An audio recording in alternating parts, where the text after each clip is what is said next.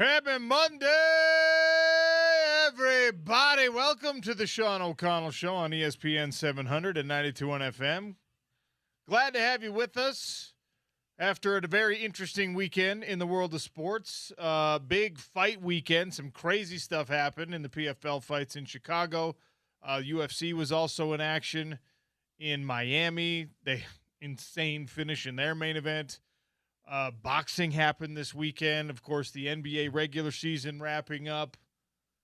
NHL, still a couple of games left to play, but the playoff picture taking a very significant shape. Since the last time we spoke on Thursday morning into the afternoon, your Utah Mammoth clinched a spot in the playoffs. They are still currently in that wild card one spot. But they've got some work to do in the final two games of the regular season to make sure they stay there. We'll talk about that with Adrien Denny on a jam-packed show. So I've got to travel again this week, and I promise this is the last one that's going to take me away for a significant amount of time. But we're in Belfast this week, and we decided, and James, thank goodness for James Peterson being he's as flexible as a Red Rock when it comes to the schedule. Ari Temkin joins us today. Kevin McGiven joins us today, the Utah offensive coordinator. Gordy Chiesa joins us today. Adrien Denny joins us today. Big T, Thurl Bailey, to talk a little Utah Jazz and NBA basketball as well. So we're cramming a bunch in on the Monday show. And I'm excited about that. Also this weekend, and the thing that I think a lot of you were probably watching with the greatest interest was, of course, the Masters. Rory McIlroy becomes only the fourth player in the distinguished history of Augusta National to win back-to-back Masters tournaments. He finishes, minus 12? There's a lot of conversation about the way that the production, or the way that the broadcast maybe fumbled a little bit and didn't show his final actual tournament winning shot, the little tap in, and I guess that matters, but they were trying to do a little bit of storytelling with the reaction shots and things like that instead. I kind of don't care either way, if I'm being honest, but it was a bogey anyway. Who cares? But Rory McIlroy hangs on in a final day on a Sunday where a lot of your leaders in those final couple of rounds and those final few holes were really struggling. Rory McIlroy hangs on and wins back-to-back Masters. PGA golf in general, has been looking for the next Tiger for the longest time. They've been holding their breath and hoping that somebody can be the next Tiger Woods, and that's a fool's errand. You're not going to find the next Tiger Woods. There's not going to be another one that does the things that Tiger did, that dominates and captures attention and intimidates and changes the game like Tiger Woods, right? There's certain things that you just can't do exactly. You can't find a good analogy for a second or a third time around. You can't. There's not going to be another Muhammad Ali. You could find a boxer who's better than him. You could find a boxer who's got a better record than him. We've seen those things already.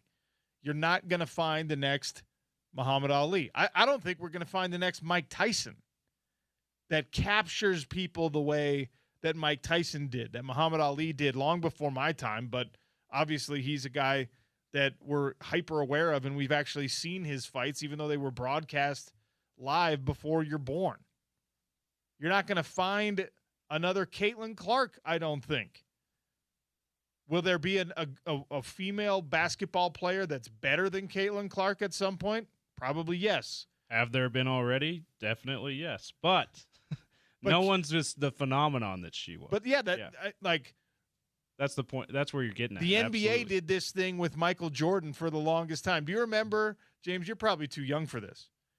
If you're exactly my age, if you're you're kind of like early 40s, maybe even you folks in your late 30s, and you were catching like the tail end of Michael Jordan, the Washington Wizards Michael Jordan, there was a clear recognition that the NBA was like, ooh, we gotta find the next one of him. And they hadn't, identified that Kobe was going to be the next closest analogy. They hadn't yet identified a 15-year-old LeBron James as being definitively that dude yet, although some people had.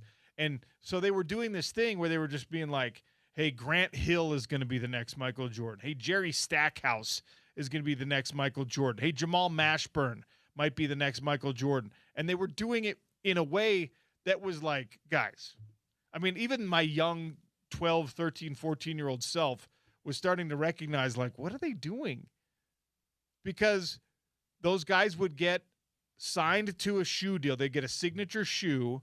They would try to roll out some commercial that either deliberately or accidentally or subtly or obviously compared this guy and tried to make like, hey, the shoe thing is part of the recipe. You got to have your own shoe. Like Michael he crossed that threshold first in a lot of ways to set it up so that other guys have what they have now, but you can't find another one. It's not ever the same the next time you go through that very first experience.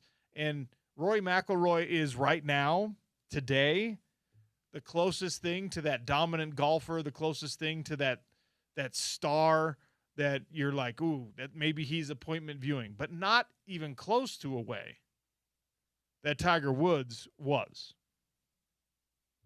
So 877-353-0700. Extend it out beyond golf.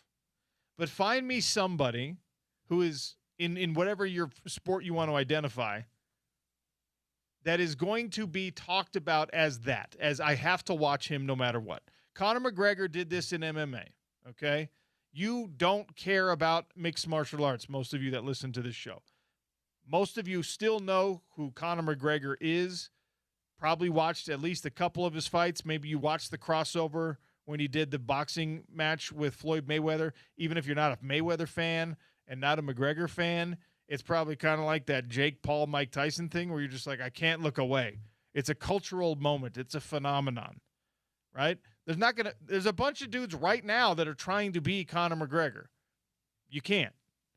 He did it better he wasn't the first trash talker. He was just the best one. And he elevated the sport in a way that other people haven't. There's not going to be another Ronda Rousey. Ronda Rousey's not even going to be Ronda Rousey again. She's fighting in May after 9 years away from the sport against a woman who's 17 years away from the sport. They're trying to recapture some of that glory like Mike Tyson did. They'll get money for it. It's not going to look the way it used to, and that's fine. But we've been through these sort of phases in our sports fandom where there's must-watch players. You have to see what this guy is doing. Even if I'm not a fan of golf, I knew what Tiger Woods was, and I knew what Tiger Woods meant, and I could not avoid seeing Tiger Woods fist-pumping in Sunday Red. You couldn't look away. It was not a thing that you could avoid if you had cable TV and Sports Center. Like, it was going to be fed to you, and we're not in a place like even – Shai Gilgeous-Alexander is either going to be a back-to-back MVP or he's going to be MVP then runner-up for MVP, right? He's an unbelievable basketball player. You can go through an entire week of watching sports on television and not see one glimpse of Shai Gilgeous-Alexander. You can go in today's NFL, right? There is not a Tom Brady in today's NFL. The closest thing you have you're going to have to see Aaron Rodgers because Aaron Rodgers has become a tabloid sensation. They find a way to talk about Aaron Rodgers because they're trying to drive ratings.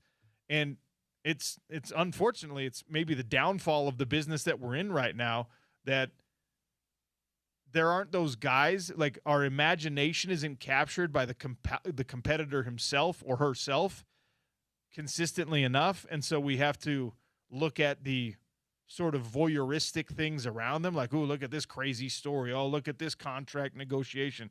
Oh, look at the soap opera that's happening.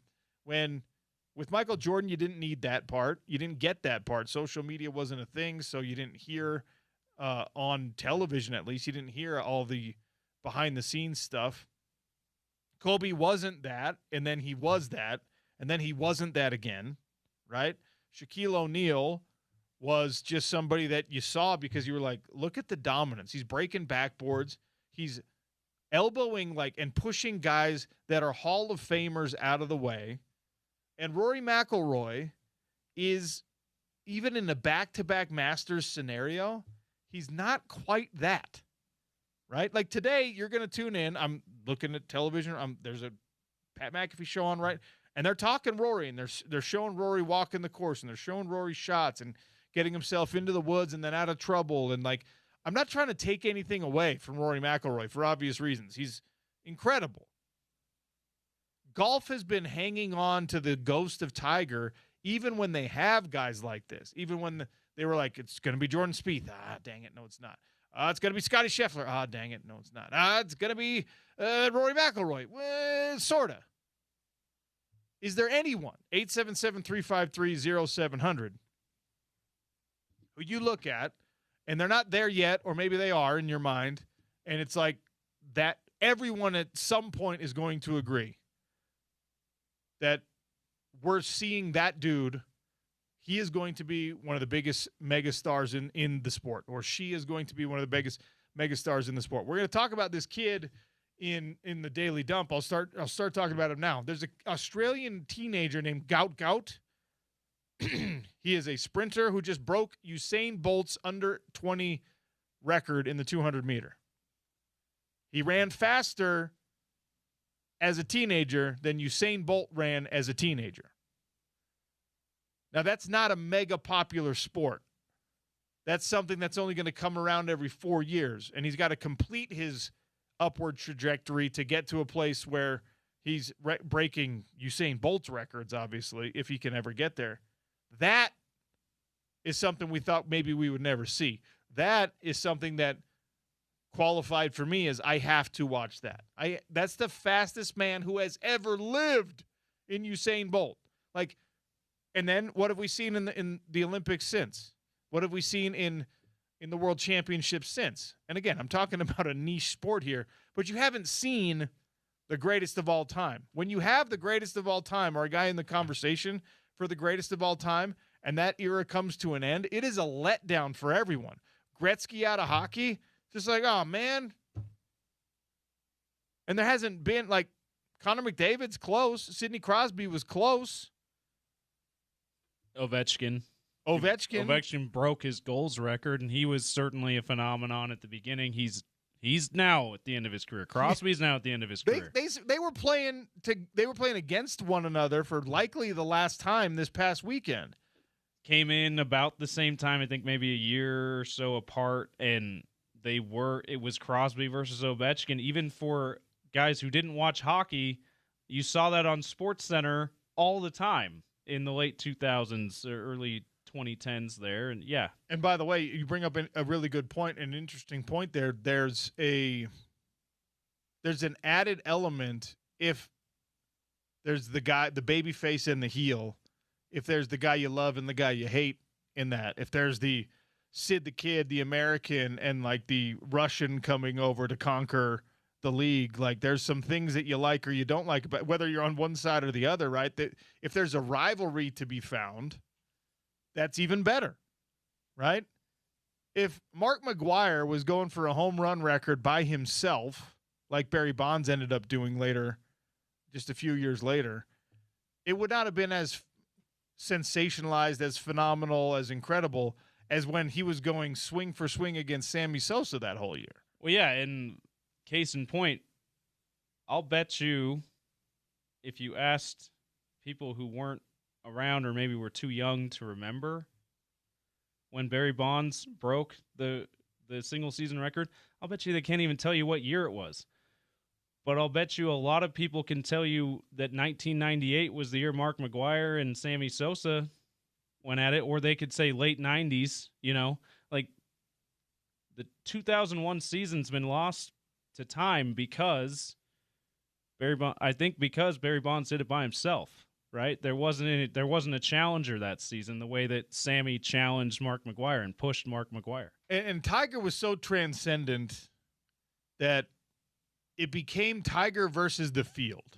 Yeah, the field was his rival. The rival was everyone else that he was just stomping all over, right? Phil Mickelson ended up being a formidable rival, but that was after Tiger had already established his dominance. And so and when that happened, by the way, it elevated Phil in a way that without Tiger being there, I don't think Phil ever would have gotten to, right? Yeah. Within the sport, he would have been revered, but outside of the sport, we wouldn't have known him. I wouldn't know much about him. It'd be like the stars of today. Yes, like I know who, and this is probably something that a sports radio guy shouldn't admit, but like if you put, well, the leaderboard, I'm looking at it from this weekend, right? If you put McIlroy, Scheffler, Hatton, Henley, Rose, Young, Morikawa, Burns, Homa, and Schauffele in a lineup, I could pick out maybe 5 of them. Maybe. You pick out Rory. I could pick out Rory. I know what he looks like. And I could pick Scheffler. I could pick out Scotty Scheffler. I know what Xander Schauffele looks like. I think I could pick out Dustin Rose. And look, Justin Rose. Sorry. What did I say? He's a Dustin. Close. Maybe I could pick out Justin Rose.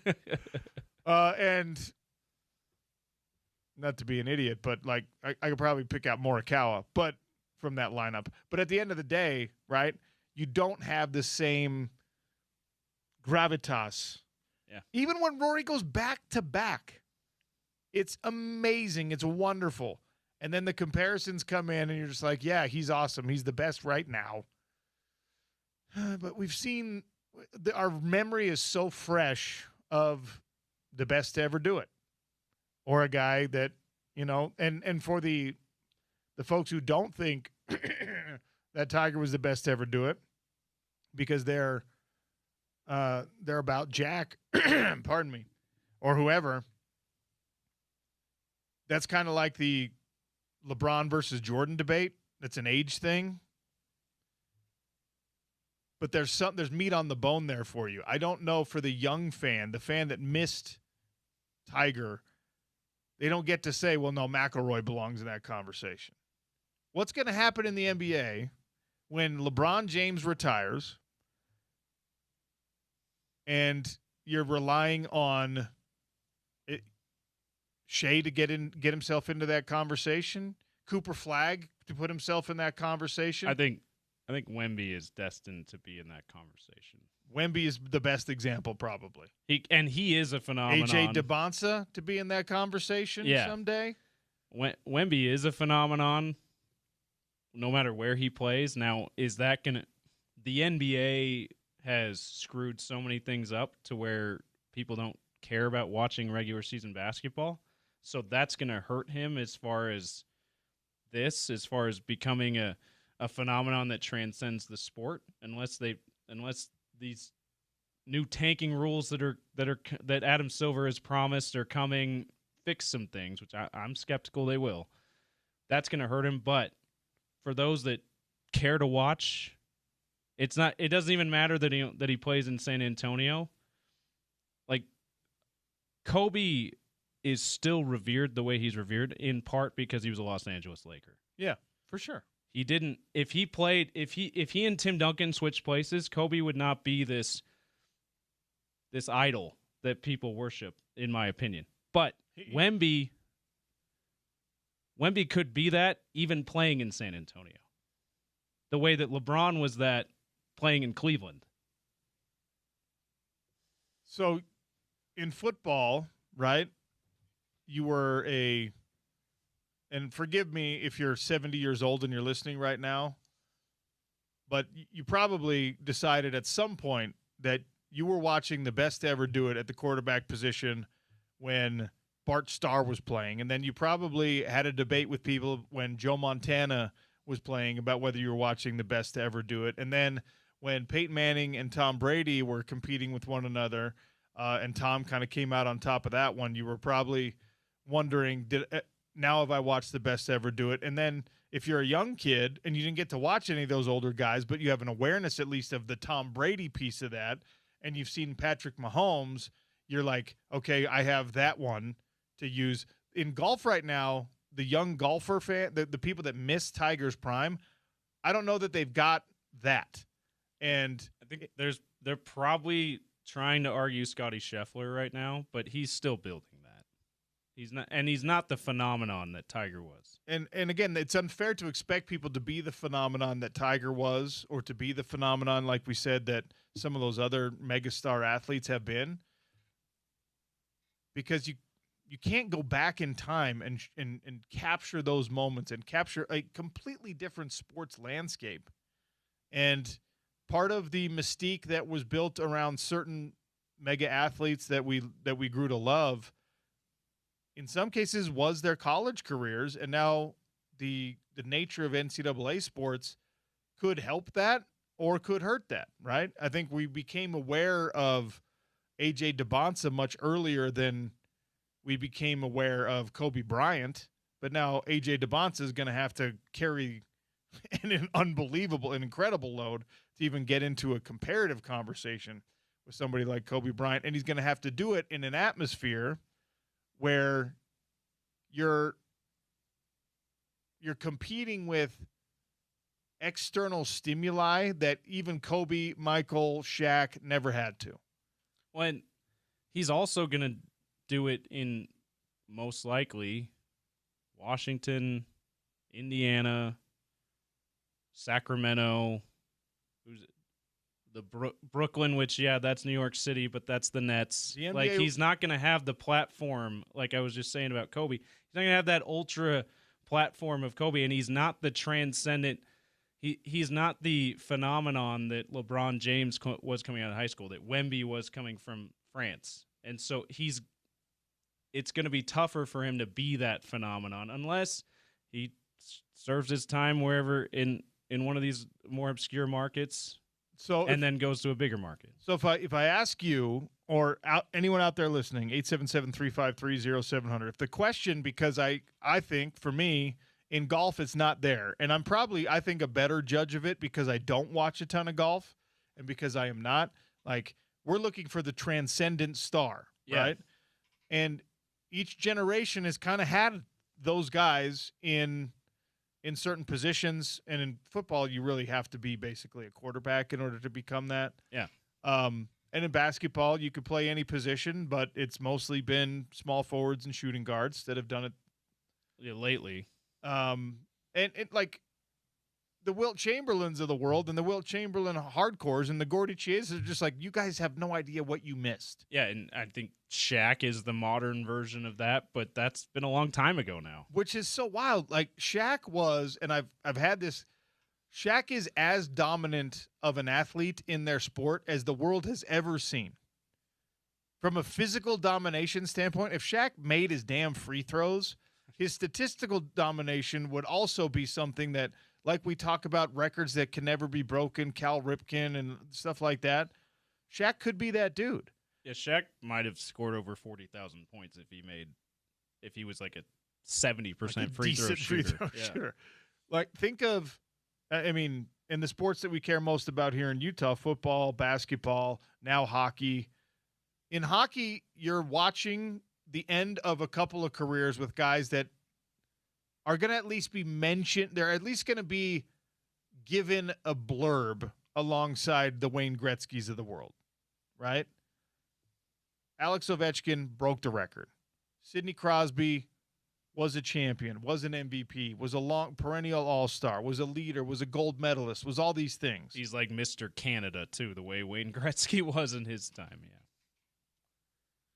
As you turn the page from those guys, is there the other one? And Macklin Celebrini is the most obvious candidate right now, right? I think Connor McDavid will get mentioned, but he may need to break through and win Stanley Cup. Got to win a cup to get there. He's got to win a cup, or else he's Dan Marino. Yeah. But we talk about him; he's revered, but we're just like, that's one of the best, but didn't do it. That is a damning terrible asterisk. I mean, Karl Malone and John Stockton will go into the annals of history as two of the 50 best players to ever do it in the NBA, didn't win a championship. And eventually, as the years stack on top of each other and more Wembys come into the world and more Shai Gilgeous-Alexanders and more Nikola Jokic's come into the world, because you didn't win championships, you get shoved aside. You get pushed on down. If you have the legacy that Tiger had, that Rory McIlroy is building, and so maybe I'm being unfair to him right now, you stay in those conversations in a way that guys who don't win championships, and even Connor bleeping McDavid might not stay in those conversations if he doesn't win. There could 20 years from now, you could be sitting and listening to me like rasping into a microphone. You young kids have no idea what Connor McDavid was like in his prime. And the young kids are just like, yeah, we don't. That guy never even won a championship. Stop talking about him. I'm all about the Mac attack.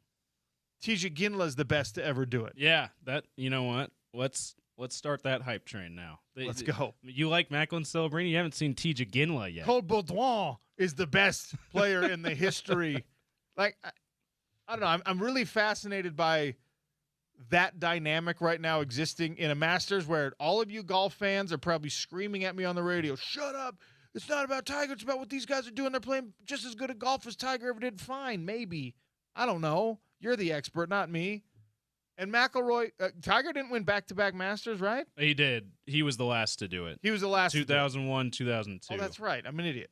He's one of the four. He's one of the four. So he put himself literally next to Tiger for that accomplishment, but then it's like you're still looking up at all the other things. Yeah, I think you make a great point here to start the show, OC. It's not about being better.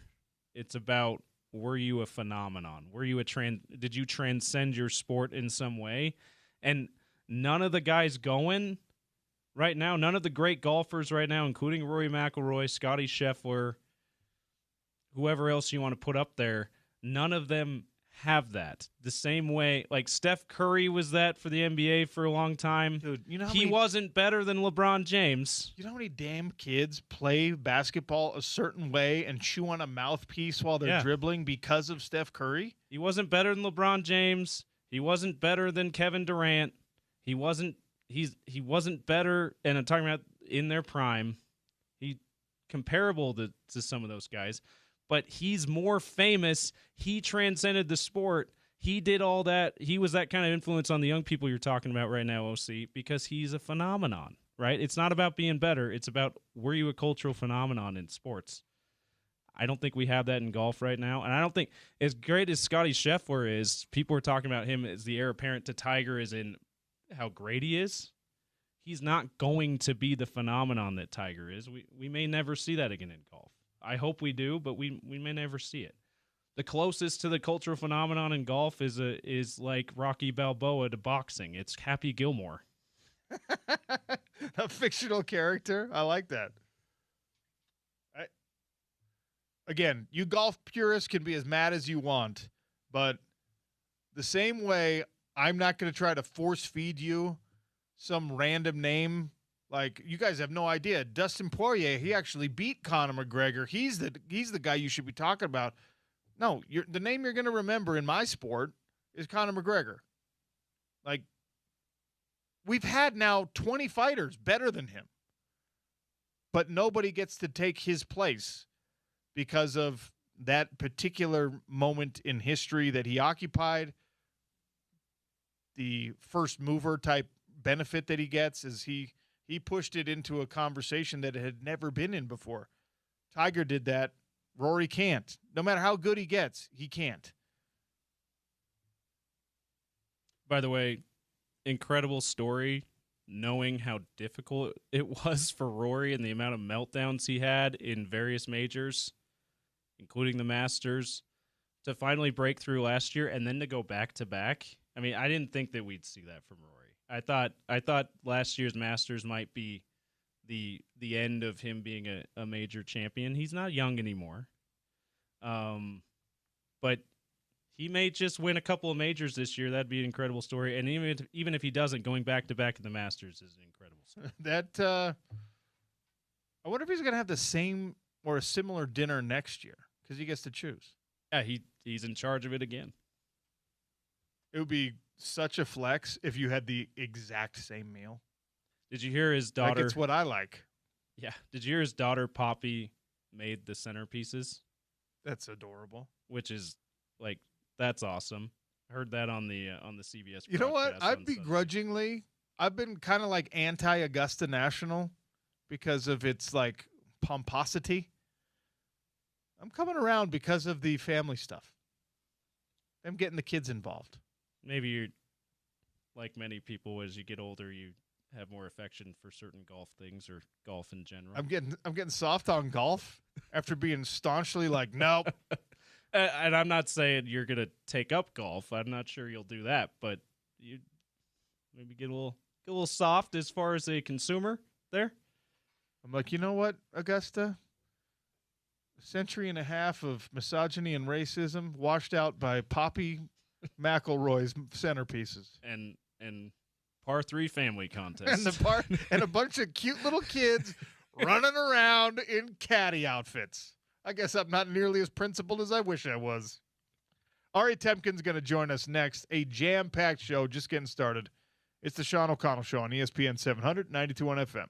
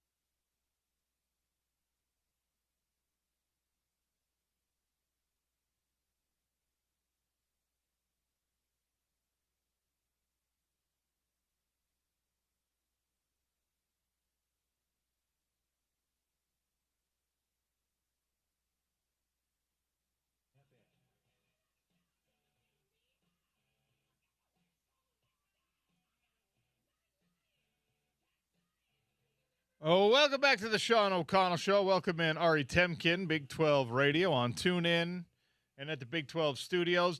And I think Ari's going to have to inform me here. Maybe an update to the Twitter bio. Ari, welcome to the show. How are you, sir? Do I have an update to the Twitter bio? What did I do? Did I see? Dude? How are you? When is? Did I just not notice Bears draft for Second City Gridiron last time I looked at your Twitter bio? I don't think so. Yeah, I've been a huge Bears fan my whole life. I know we've talked about the fact that I'm from Chicago, and it's funny because in my travels in media, I've covered a ton of teams that I don't really care for. At least, not that I was ever a fan of, specifically the Dallas Cowboys, and had a great time covering them. But I got an opportunity here with the last few months to sort of bring my passion and love for college sports, the Big 12, and being able to cover the draft for a team that I grew up loving, and it's probably now and about to be in maybe the greatest period of the history of the Chicago Bears. I was in Chicago on Friday and Saturday for some PFL fights. We were at Wintrust Arena on the DePaul campus doing some fights, and Nice. every driver that I had. And we've been going to Chicago for 7 straight years now. This was the first time I felt buzz around your Bears. This was the first time that people were just like, man, this is going to be awesome. And they're an iconic franchise. I'm talking to people about where they think the stadium should end up and things like that. But there's a palpable optimism and energy that has not been there in Chicago for the Bears for a while. For a long time, dude. I mean, it really, and I mean, you look back historically at this franchise, and I mean, some of the greatest linebackers the game has ever seen. When you think about Butkus and Singletary and Urlacher and and so many others. And I mean, defensively, it's just some absolute beasts, but never a quarterback. The Bears have never had a 4,000-yard passer. I mean, there are franchises in the National Football League that have like 5 or 6 passers that have thrown for at least 4,000 yards. The Bears have never had a 4,000-yard passer. And Caleb got as close as any last year in his first year within Ben Johnson's system. So, I mean, he had some things to clean up, but it was still only year 2 for Caleb and year 1 within a brand new system. And I give him a complete mulligan for year 1, considering the grease fire, if you will, that existed for the coaching staff. And look, I mean, this organization has really been very, very poor. You trace them back to George Halas, and they won tons of championships. But then, after Halas dies, they give the franchise over to the McCaskey family, and they've just been horrendous. And it feels like every move they made was the wrong move. And being able to hire Ben Johnson and bring in Caleb Williams, at least in 1 year, it looked like an absolute godsend for an organization that just had not had much success. So, I'm joining the chorus of people like that, but at the same time, you got to go prove it. And I think year 2 is more difficult within this new system because now teams have film. Now teams are going to be able to scheme and game plan for the things that you did well when last year was more of a surprise. So it should be fun. And of course, I'm sure Utes fans remember Jalen Johnson, who is coming off an injury from last year and played well at the end of the season. So hopefully he can come back fully healthy and be the shutdown corner that he's been for the Bears since he's joined the league. All right, we're not going to make this Bears radio today. So I want to. One of the things that has been really bring up Jalen Johnson. One of the things that's very interesting to me in these last few years, Colorado football, and right now it seems like the mood towards Colorado football and the public opinion is set on skepticism and almost humor regarding the Buffs. And I didn't expect this was not on my bingo card, but the images coming out of spring football of the Buffaloes, people going like, man, this is a tiny team. Like physically, the players are too small. And then, of course, people dive in, and there's 14 guys on the roster that are listed at 185 pounds or less. And now, rather than questioning personnel decisions, at least coaching personnel decisions, and how do you replace this player or that player, the question has gone so far as to say, hey, does Dion have a roster that is made up of guys with small bodies? Like their bodies are too small. And I didn't think we would get to this point. 2 years after, we're talking about, is he the best coach in college football right now? So, first of all, is that roster too small based on what we have seen? And How far can this fall for Deion? You know, it's funny because there's so many ways to talk about this. I'm so glad you brought this up, OC. So one, yes, maybe. You know, one of their biggest, most high-profile transfers, a 5'10", 175-pound receiver from Sacramento State and San Jose State named Denny, who had 1,200 receiving yards for San Jose State last year. He led the country in receiving yards, 5'10", 175 pounds. And then, you know, I don't think Julian Lewis is that big of a dude either. And so it felt like those were the two guys that were featured in that video, and it did look comically small. And look, this is where Deion lives. Like, he lives in the margins. It's either love or hate. There's no in between. And when you think about, you know, any time they've been counted out and the expectations have been so low, which is about where they are right now, they seem to exceed those expectations. It's when the expectations have been sky high and people are, you know, putting some respect on Deion's name that things seem to go sour. And I do think that there's good reason for optimism this year. You know, whereas last year it was absolute grease fire. And I mean, to your point, like, there's some pretty legitimate reasons for it. I mean, Deion not spending the entire offseason with the team, there was obviously confusion over his status. I would be sure internally.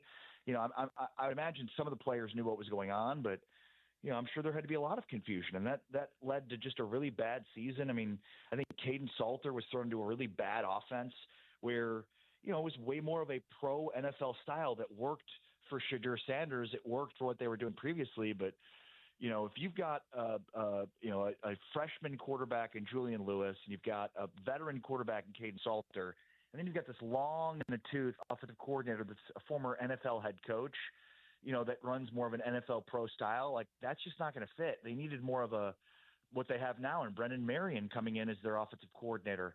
So, and Marion's a guy that comes, you know, previously as the head coach at Sac State. We know about that, you know, that go Brendan Marion offense that he runs. So I'm more optimistic about this team this year. I mean, do I think they're going to be, you know, a 10-win team competing for a Big 12 championship? No, but I think they definitely get back to a bowl game. And I think this is the year where Julian Lewis emerges as one of the best quarterbacks in this league, because I just think they finally have an offense that makes sense for the players they have. Like, they have not had a running game at all since Deion has been there. It's been basically abysmal. And I think, again, with this go-go offense with Brendan Marion, you know, they'll have that too. But, yeah, the first thing I thought when I saw that video was their number one portal addition is a 5'7", 175-pound receiver from San Jose State who had 1,300 receiving yards last year. So, like, yeah, some of these guys are not going to be the most impressive guys off the bus for sure. Well, I made some people mad listening here on the Home of the Utes last week, because I was like, you know, there's not as obvious of like an eye test passing defensive line room right now at the University of Utah. We're accustomed to them having at least like a couple of guys that are 6'5", 6'6", 300 pounds plus, you know, and the group right now is talented, but they're smaller, and it freaks me out. And I'm just like, because we've grown so accustomed to that being a position of strength at the University of Utah, and maybe it still will be, but it's not in a way that you can identify if you're like sitting next to your grandma and they're like, whoa, who's number 99? You know, it's not that way right now for Colorado in their entire roster, it seems. It's not that way for Utah on the defensive line, which if you're a Buffs fan, I can understand being alarmed, because I am alarmed in some ways for Utah's D-line without the size that they usually have. Well, and it's a really interesting point, because, I mean, yeah, it feels like it doesn't really matter over the years, the personnel side, who they are. You know, there's always going to be returning players that are really good, but it feels like with Utah, like it's just plug and play, and it's just whoever the next guy is going to become the next guy that's an absolute star. And I think, you know, I'm sure there was the current head coach had some, you know, was definitely he had a role in that, but we don't know how much, right? I mean, because so much of what was happening behind the scenes at this point is not well known, and so I think there's a lot of like hope and expectation. And look, I mean, you know, they're not just going to turn this important asset of the football program over to somebody that they haven't fully, you know, don't have full belief that he's going to be the guy. But until he proves it, like, it's a legitimate question and concern. And I think, it helps that he's a specialist, a guy that has been a defensive mind. He's been around the program for a long time. So I guess it's a long-winded way of saying, like, yeah, maybe physically this is not the Utah team we're used to, but I still think this is going to be a really good defensive line because there's a credibility that they've built, in my eyes, with the coaching staff along the defensive line that I don't think leaves with Kyle Whittingham. All right, I can't believe I haven't asked you this question yet. I'm asking a lot of people in the football world. We're all thrilled and have been talking about the fact that we're all thrilled over the fact that Bird Ficklin and Devin Dampier are still on this Utah football roster. And I think it bodes well for Kevin McGiven, who's going to be a guest on the show here in about 15 minutes in his first year as the offensive coordinator.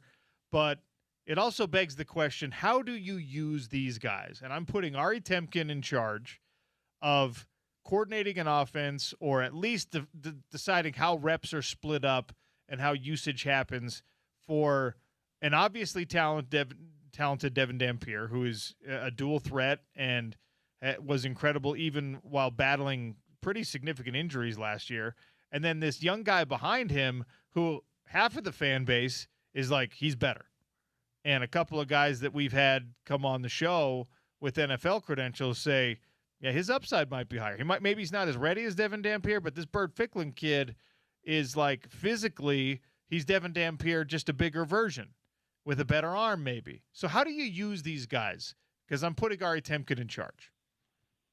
No, I mean, it's a great question. And I think it's probably one of the more underappreciated stories nationally when it comes to looking at Utah. And I mean, I think it starts with the fact that last year he was employed in a way that obviously, was hugely helpful and showed you the potential of him. But now he's going to be employed, I think, in a completely different way under a completely different offense that's similar to the Beck offense. But, I mean, will definitely be different and have different wrinkles to it. I mean, it's a different guy. I think – look, my first question is, will there be a legitimate competition in fall camp? Or is this just going to be the Dampier show? He's the guy with the experience. He's the guy that, started the games last year and it's already his. Or should there be a legitimate competition between the two heading into fall camp? And I would say yes. I mean, absolutely. Now, again, you want to get more reps for your guy in fall camp that's going to be the starter in a new offense. But I'm at the point now where I think I saw enough from Ficklin where I'd like to see if he can take the job. And ultimately I'd imagine Dampier would win the job, and then it's like working him in, I think, in different spots. And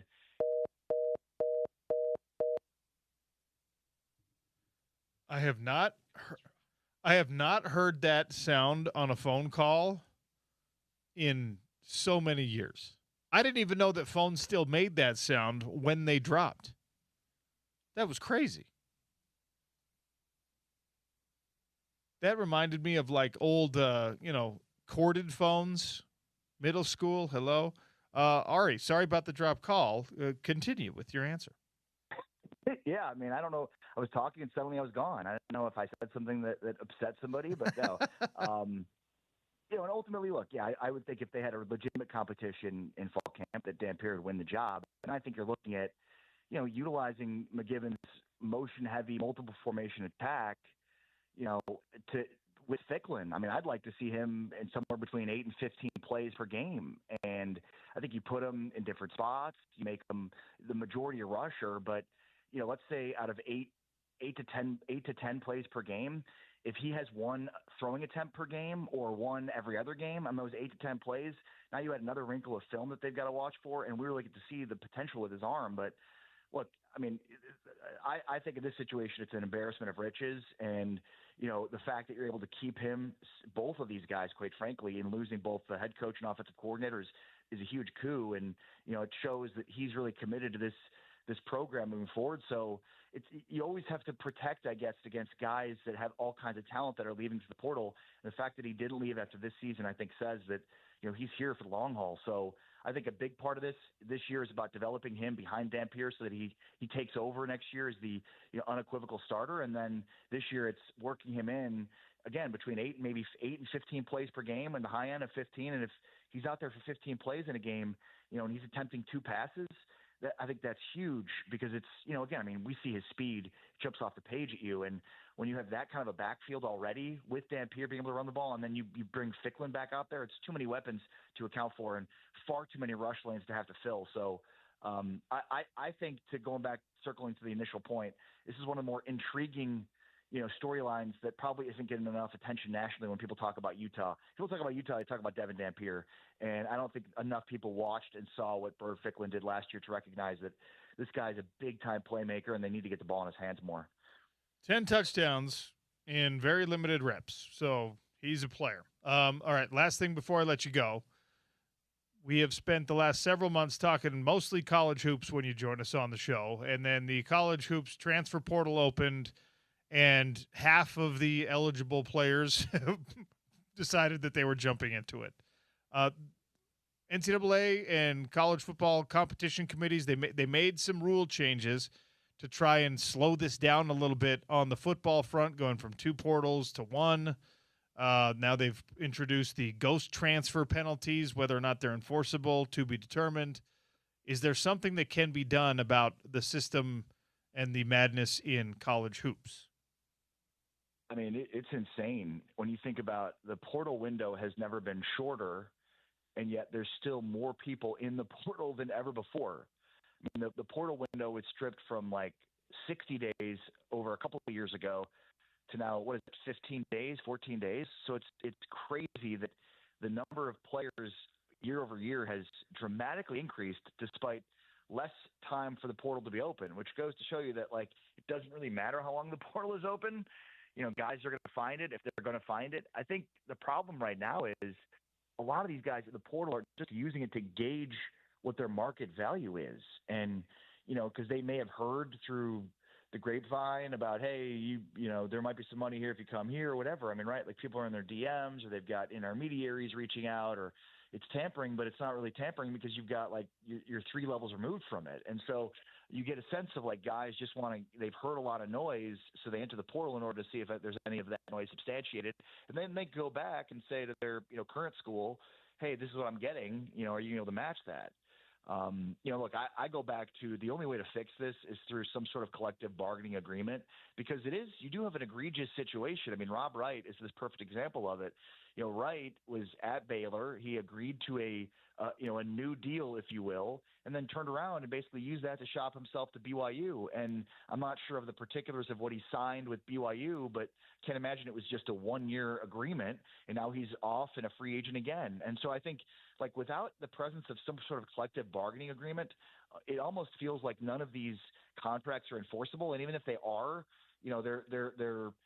so in some cases, guys are being sued by universities, but by the time these things get through the legal system, they're already long gone, and so it's pointless. So yeah, I mean, a collective bargaining agreement would not be good for the players because they wouldn't be free agents every year. They'd have to be, they would have to ascribe to whatever the confines of the contract would be, but it would at least give us some semblance of normalcy in a situation in which everybody's a free agent every year, regardless of how many years you've agreed to. I mean, there was talk even in football that Sorsby signed a 2-year deal before last year with Cincinnati, and that Cincinnati was suing him because he agreed to a 2-year deal. They paid him for 1 year, and his agents are basically saying, like, yeah, you paid him for the 1 year. That was it. Now we're off. So again, there's like absolutely no recourse for these schools unless they sue them. But even then, again, they're leaving, and by the time it goes to the legal system, they're already long gone and on to the NFL or somewhere else. So it's clearly, to me, the biggest issue in all of this, and there's no act of Congress or no executive order that's going to undo what needs to be done through some sort of a collective bargaining agreement. It's the only fix to all these problems that exist right now with an NIL on the transfer portal. Ari, I always appreciate your time and your insight. Thanks for joining me again today. Appreciate the opportunity, OC. Great talking, brother. Be well and take care. We'll talk again soon. That is Ari Temkin. We will talk again soon, but it's not going to be that soon. We're going to give him kind of the rest of the spring and summer off, and then we'll talk with Ari down at Big 12 Media Days and relaunch from there. Because, college sports, hoops and football, where he has his deepest level of expertise, they're kind of in the books already. All right, James, how do we want to manage this? Should we double up and then – okay.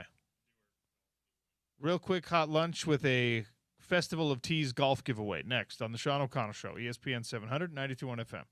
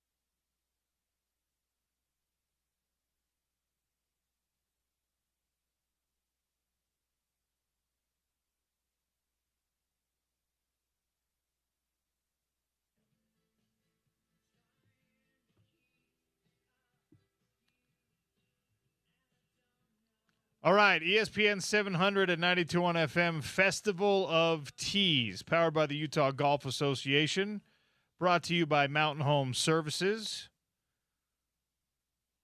Each day, ESPN 700 is giving away rounds of golf to the best courses in the state and beyond. You can listen right here or to the drive for your chance to win. ESPN700sports.com for more details. 877-353-0700. Who did the Utah Mammoth defeat to clinch their spot in the upcoming 2026 NHL playoffs? Easy question, easy answer. Who did the Utah Mammoth defeat in order to clinch the franchise's first ever playoff bid? 877-353-0700. Reminder also, this bipolar weather out there, it can be hard on the energy systems in your house. Your heater's running, your air conditioner's got to turn on the next day. You don't want to be losing heat. You don't want to be losing cool air because you have bad, old, inefficient windows. Advanced Window Products spends time literally every single off season, every single year, making sure that they've got the best glass for you, that they've got the best gas between the panes of glass, that they've got the best materials for the frame. You want different colors for the frame?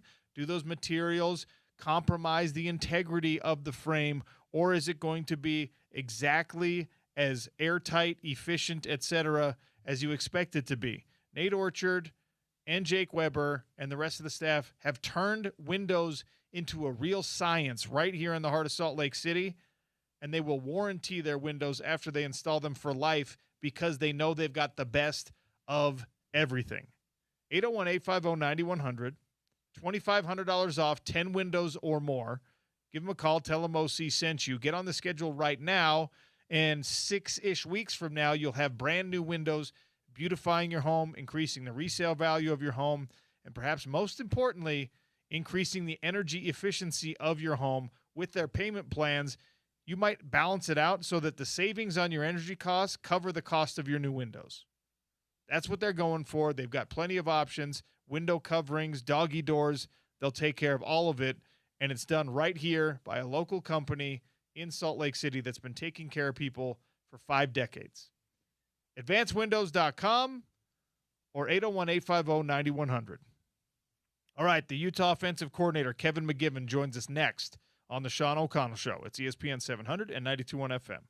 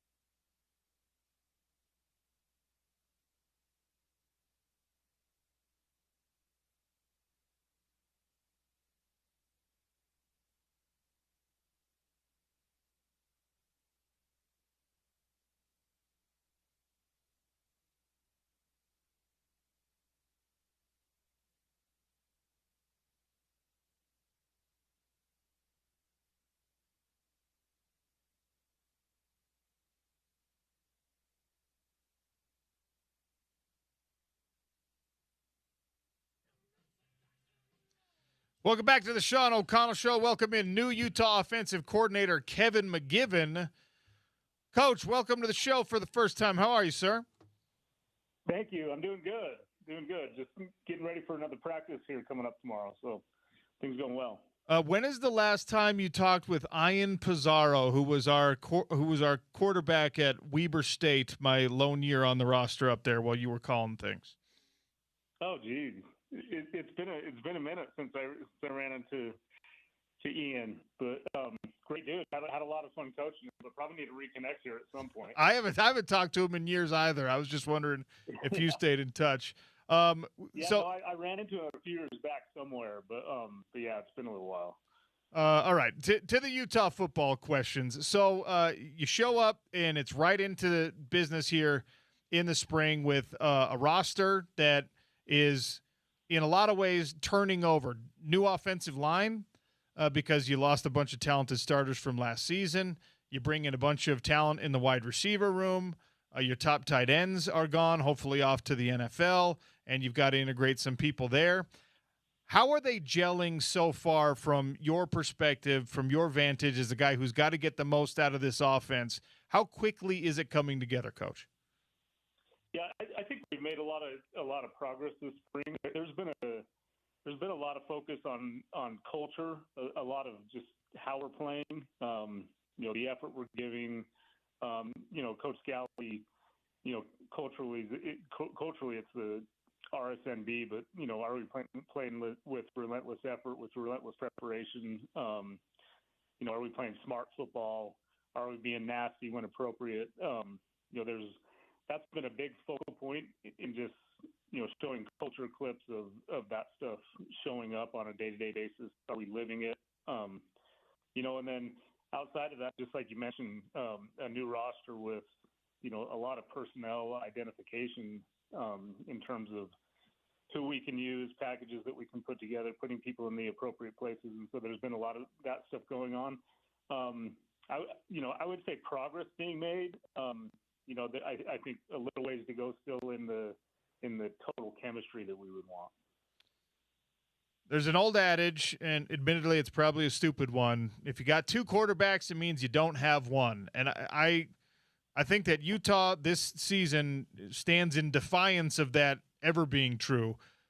Devin Dampier, incredibly talented, very capable as a big-time starter. What we have seen of Bird Ficklin suggests that he is exactly the same. And as a bunch of arm talent, beautiful instincts when he's got the ball in his hand in the run game. Coach, how do you use both guys? Yeah, that just like you mentioned, it's a really interesting scenario. It's a good problem to have. Getting one of them to stay, let alone both, and then trying to formulate a plan in terms of what that looks like, and making sure that they both have an opportunity to impact you. Devin has really displayed, really early on, and just getting better and better with his command of the system overall. I would probably say, referring back to your previous question, in terms of the opportunities he's had to develop the chemistry, continuity with some of the pieces around him, maybe a little bit more than Bird at this point, just in terms of the rep allotment. But then Bird kind of in that personal identification role, all the things that he is capable of doing, not just from the quarterback position, but being able to do some things at different spots on the field, and then what does that look like in terms of having them on the field together, or on a little bit of a rotational basis. So very, very similar in terms of their skill sets. It's not really like you have to package things differently for them as quarterbacks. Outside of at this point, just what is their overall command with certain concepts and certain. Given Utah offensive coordinator is our guest here on the Sean O'Connell Show. He's not afraid of making it a little bit weird. So you've probably known this, having been Utah football adjacent for a while and having to prepare against teams like this, or be on staffs that were preparing against teams like Utah. There's been a time, well, there's been a couple of decades now that we've been every single year asking, man, what about the wide receiver room at Utah? Do they have something special this year? And weirdly, even though we don't know these guys as well, they haven't produced necessarily in a Utah football uniform, the sentiment out there among the fan base and even folks in the media is that this might be the deepest and perhaps best wide receiver room that Utah football has had in a long while. Are you seeing that at practice? Is that what this group is potentially capable of? Yeah, there is definitely the playmaking ability out there, and I think that we're establishing depth. I'm seeing probably 6 guys out there that you can rotate through, and all of them, definitely trustworthy to not only be in the right spots at the right times, but where it's like pick and choose where you want to go, where you want the ball to go to, and so. Maybe you would try to isolate certain guys in certain situations, but at this point, with what I'm seeing those guys capable of, it's like you just call it and you let Dev make the decisions and distribute the ball wherever it needs to go, and you're going to have someone in a spot somewhere that can make a play for you. And so the way that that's coming together, like I said, maybe need more time investment and more volume of repetition in terms of getting the overall chemistry and Deb really learning those guys, so it can be as effective as we need it to be and want it to be. But I really like how that's taking shape and being able to utilize those guys in some different ways. I think there's been that cultural element to Utah football and the stigma of what they've been, and it doesn't have to be a departure from that to get these wide receivers involved. Well, I'm glad to hear you say that, because having a good run game and a good pass game are not mutually exclusive, and we sometimes treat them like they are.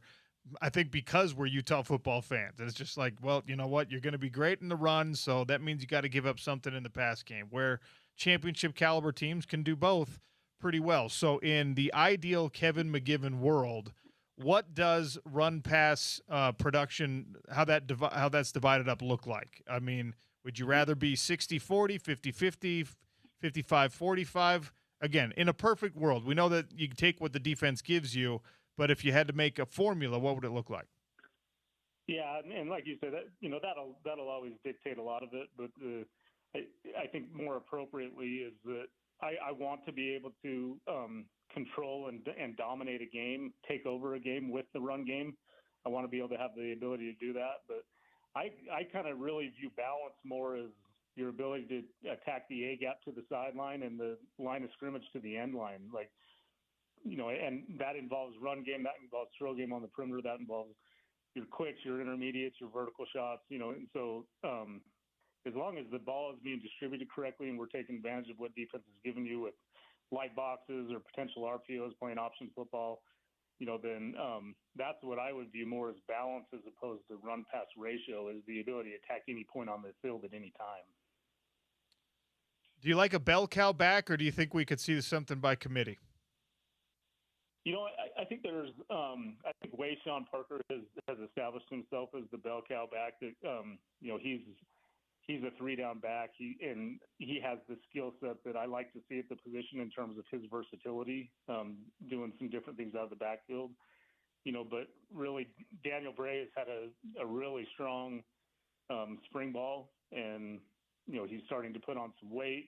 Starting to do some things where he's running between the tackles, but gives you a little bit more of that scat guy, that dynamic element, in terms of getting him involved in some different ways, and makes it fun in terms of what we can do with the personnel groupings with those guys on the field, both on the field. The lowest hanging fruit when people ask about, hey, what's this Utah football going to be? And they're like, what are the questions? The lowest hanging fruit is, well, what does the offensive line look like? You lose two guys that might be first-round draft picks. The three that played in between them, I think, should at least get their cup of coffee in the NFL as well. And it's hard to replace a line with that level of size, experience, talent. If you had to start a group of five tomorrow, do you have a good idea of who those five would be? I think at this point, I think there's three guys that have really solidified themselves. A couple positions where there's still some competition going on, but probably far and away the most improved group from the start of spring until now. What I may have considered was going to be a weakness going in, I'm starting to really lean on being one of our strengths. The things that they've been able to handle from our defense, the progress that they've made from a fundamental and technical standpoint, their ability to apply, scheme to scheme has been really, really impressive. And so, but, what Zerway Williams has given us at the left tackle position, he is a bona fide guy there and is doing awesome. We've really been able to solidify Alex Harrison at the center spot. He's done a great job just with identification, directing traffic, and his leadership up there. Keith Olson has been an anchor at the right guard spot. He's working on some things fundamentally, but has been really stout on the inside and been really strong there. And then we're getting some good competition at right tackle with Cedric Jefferson and Mike Garcia, and then with at the guard spots with Toa Moyai and Kelvin Obot is a freshman that is like kind of in there, and swimming a little bit at times, but holy cow, is he athletic, and he's gonna carve out his role and be a big time future guy for us. I always am cautious with freshman offensive linemen, especially guys who are supposed to still be in high school. But then he walked by the other day after practice, and I was like, oh, maybe I should adjust my expectations. Yeah. You watch a couple clips of that guy, and you're like, okay, let's rethink this a little bit. Yeah. How is it having Jordan Gross and Alex Gerke working together on that group, on that offensive line? Gross has never been a college coach before, and I don't know how it differs from being a high school coach. You could tell me a lot more about that, but it's a demanding job. It's a different job, I'm sure, at the college level. And then you got a guy in Gerke who's like, he's probably a little different now, but when I knew him, was as insane and old school as abrasive as a coach can be. Now they're working together. Yeah, it's been an awesome pairing and awesome for our offensive staff and those.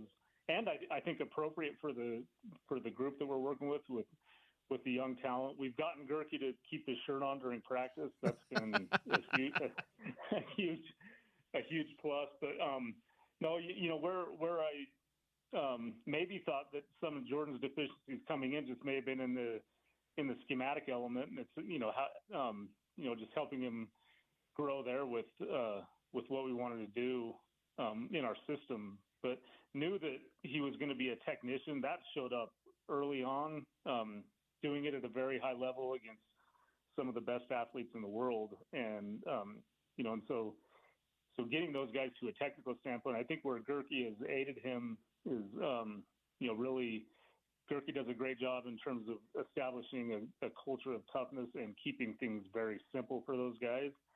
And so, you get young guys in there without a lot of experience, and there can be a lot going on there. They can be swimming, but, done a great job keeping it simple, done a great job developing their technique, and then the scheme understanding has, taken huge steps during the spring. And so, that combination of those guys has been really impressive to watch. Right before I let you go, we had Bryson Barnes on the station last week, and he called you Mac G. No. Oh, no. He called you Mac G. He called you Maverick. He didn't ever say Coach McGiven. What do the guys call you up there on the hill right now? So I think Mac G is stuck. He used to call me Maverick because I was always showing like Top Gun clips for motivation, and so it was like a combination between Mac G and Maverick and Mav G, so I think Mac G is stuck, but I don't remember what my first name is. So. That's fair.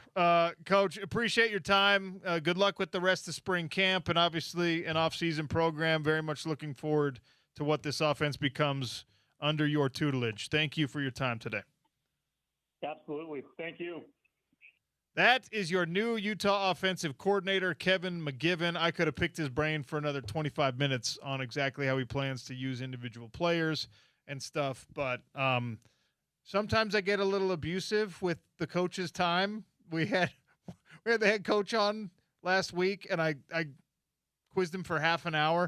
That's faux pas. You're not supposed to do that. That's me taking liberties. So we had to turn Kevin McGiven loose because he's got a lot on his plate. But look, the offensive line being at least partially established here, that to me is the biggest takeaway. That is really, really, really good news from my perspective. I thought Zeraway Williams would be the guy. Zeraway is enormous. He is listed on the roster as 6'8", 305 pounds. We have some sound from him. He's a really enthusiastic guy. We have some sound from him at ESPN700sports.com, and actually we're going to have that for you during the show sometime this week because I'm going to be out, and so we're going to compile all of the player comments from spring ball, and we're going to play those for you. But Zeraway is available on the ESPN 700 app or on ESPN700sports.com. So it sounds like he's pretty well established now at the left tackle spot. Good news. All right. Keith Olson was talked about as another person who is pretty firm in their positioning right now. That, again, is somebody you've seen taking backup reps for the last couple of years, and that's a good thing.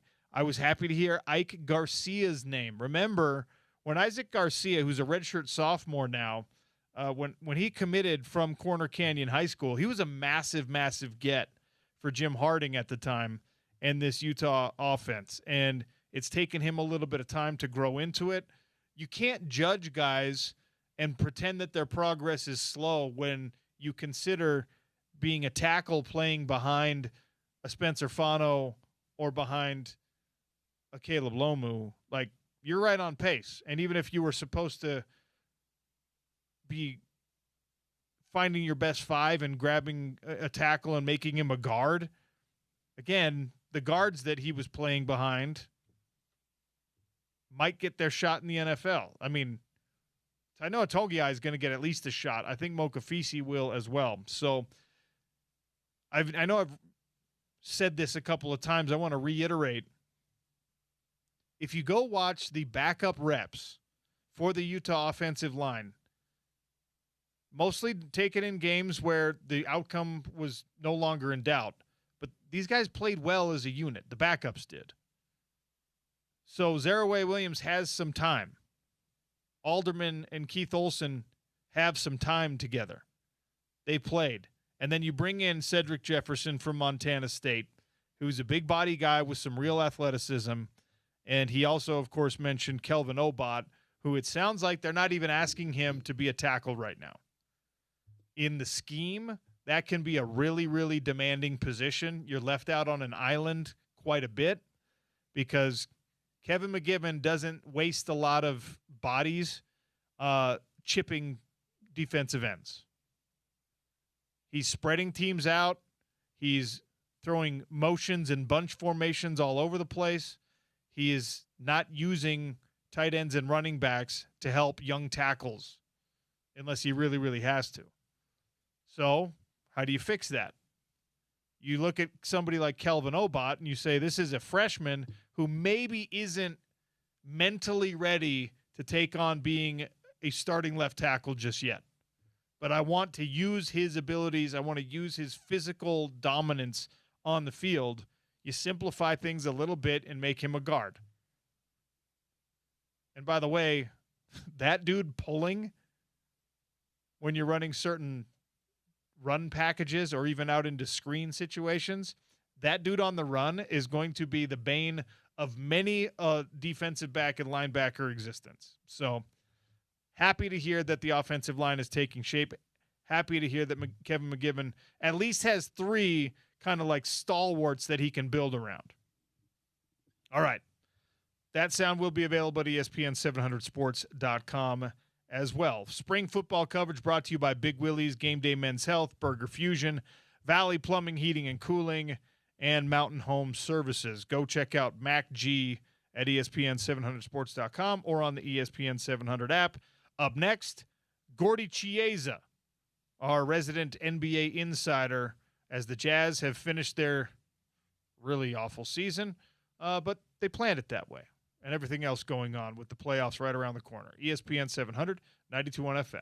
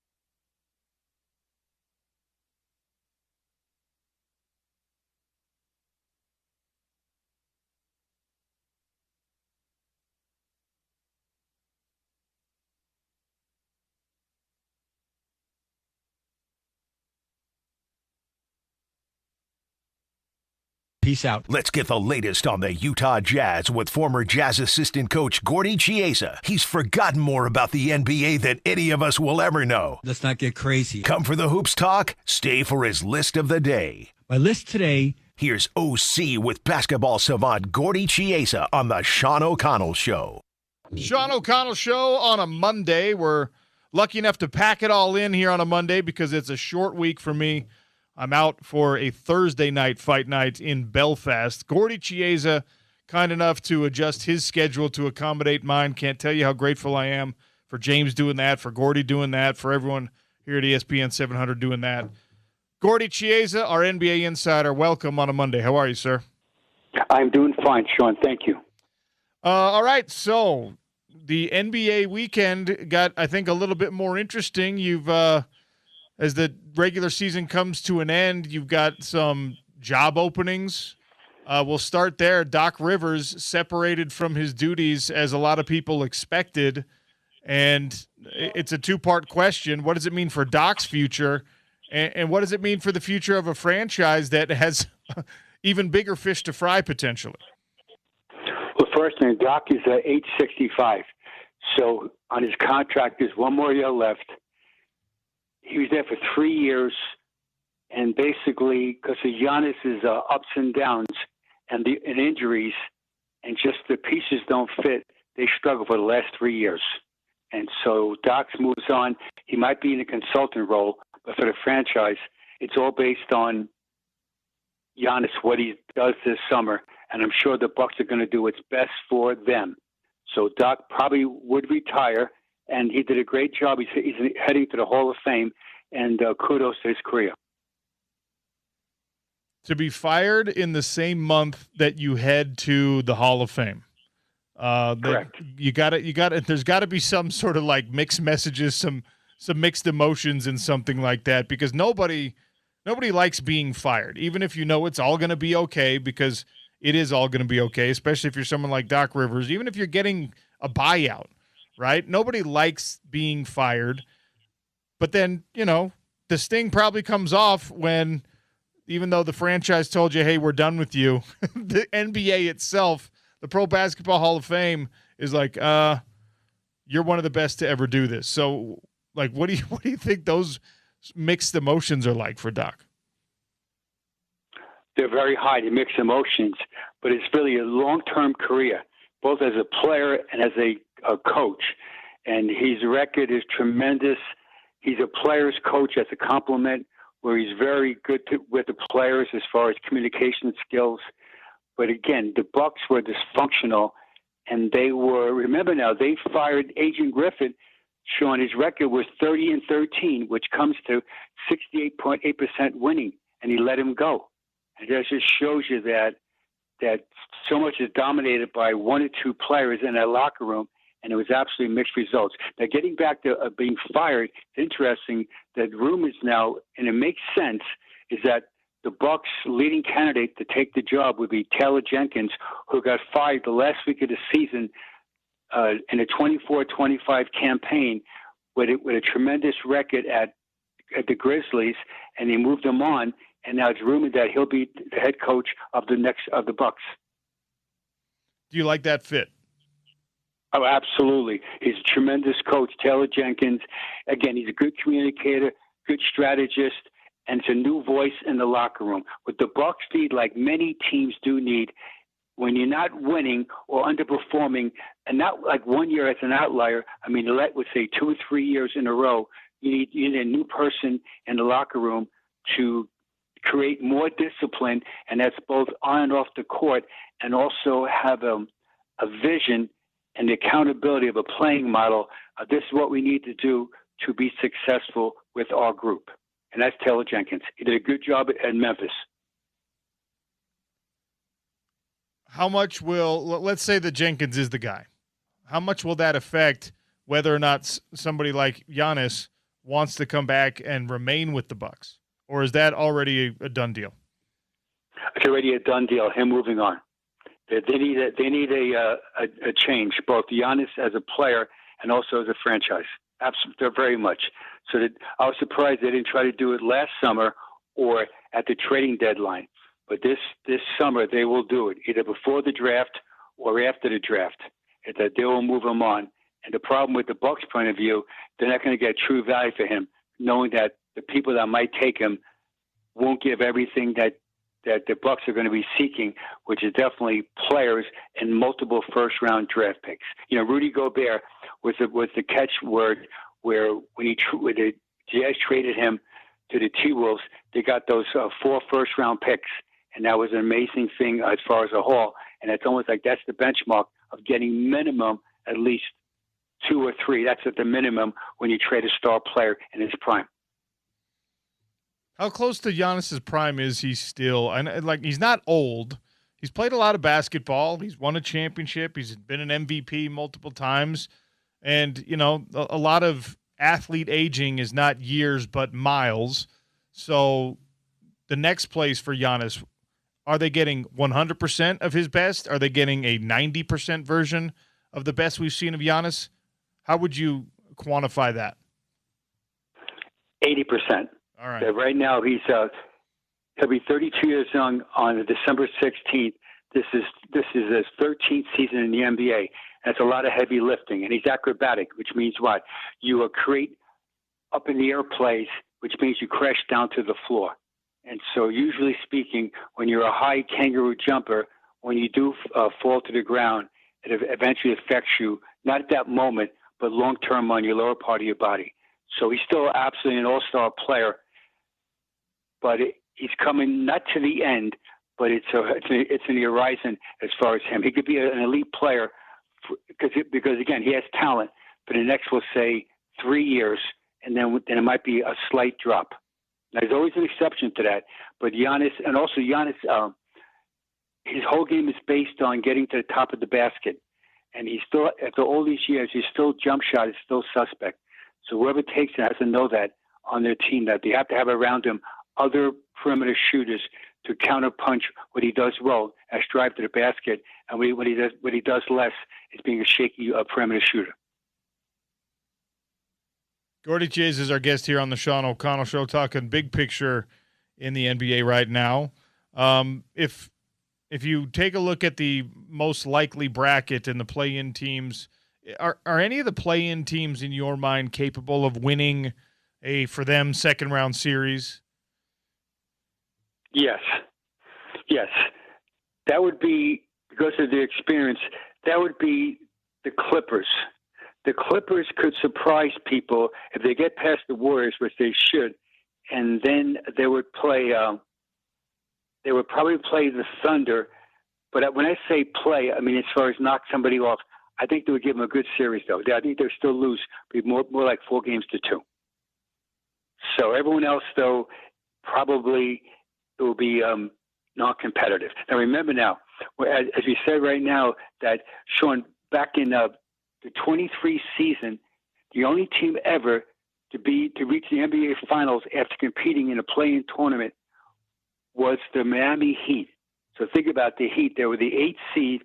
They won the play-in tournament. They beat the Bucks, ironically, right on point with Giannis, and then they beat the Knicks in the semifinals. Then they beat the Celtics 4-3, and they lost in the finals 4-1 to the Nuggets.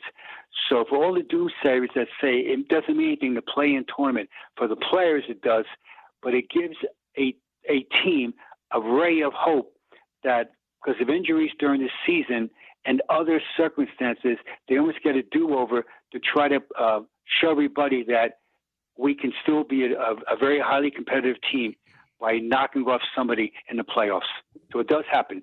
The most recent was the Heat back in 2023. All right, focusing in on Jazz basketball, which, let's be honest, not that fun to do when they're racing toward the bottom of the NBA for obvious and for good reasons probably, but they close out, as has become tradition, against the Los Angeles Lakers, and the starting lineup is Blake Hinson, Cody Williams, Oscar Tshiebwe, Ace Bailey, who I will exclude from the question I'm about to ask you, and Bez Mbeng. Excuse me. If I take Ace out of that conversation, and maybe I throw in, let's throw in John Conchar, who came off the bench for 28 minutes. He was the most active bench player for the Utah Jazz against the Lakers. So Hinson, Williams, Shibwe, Beng, and Conchar. Which of those guys, as the Jazz turn the corner and hope to be, a competing team next year, maybe flirt with the play-in or even the playoffs next year, which of the guys that I just mentioned that we saw a lot of against the Lakers are going to be the most important piece for the Utah Jazz when they're actually trying? Two players, Cody Williams, who's had a good sophomore season as far as his development, and also John Conchar, who's almost like a utility player, where at 6'7", he plays bigger than his size, and his contract is cost certainty at $6.5 million. So both those guys will be back, and the Cody Williams come usually probably off the bench, which is fine, and Conchar should be, usually speaking, would be the 9th or 10th, 11th man, but ready for action. So those two guys would be back as far as the Jazz season. Sean, let me add to this, as we go talk about the Jazz, this year the Jazz finished 22-60 for the second season of losing 60 games or more, which is a part of the master plan to get deep in the playoffs eventually once they get their roster in play. So the three guys that this offseason the Jazz are going to focus on are Keontae George, development again. He had a stellar a season this past year before they shut him down. Ace Bailey as a guy that's a really young player. And then also Larry Markkinen. We forget about him. So in the off season, they've got to figure out how to make Larry Markkinen stronger with his core strength, and just generally speaking, because they need Larry Markkinen. Sean, you mentioned before about possibly flirting for a playoff bid or definitely in the playing tournament. Do you realize that Larry Markkinen has missed the last 3 years a total of 102 games? Now, some of it they sat him out purposely because of the tanking, but most of it because of injuries. So 102 games Larry Markkinen has not played, including 40 games this season. So when he's in the lineup, he's a knockdown shooter. They've got to get him healthy. Is there anything the team can do in order to improve that? Yes. Just again, be with him all the time as far as evaluate his off-season conditioning. What's it like? As far as strength, as far as habits. What are they working on? And also his basketball skills. And so I'll just monitor it because they need him. So they could do a lot of different things, maybe more flexibility, just more of, try to almost bulk strength, definitely core strength. Because a lot of times when you're injured, it's based on your core. And so whatever it is, once the doctors decide and the trainers decide, they got to really be conscious of it because they need him to be successful. So it should be an exciting off season for the Jazz. The Jazz have good players. When they're healthy, they are solid. Now, from a big standpoint, defensively, that's where it starts and it ends.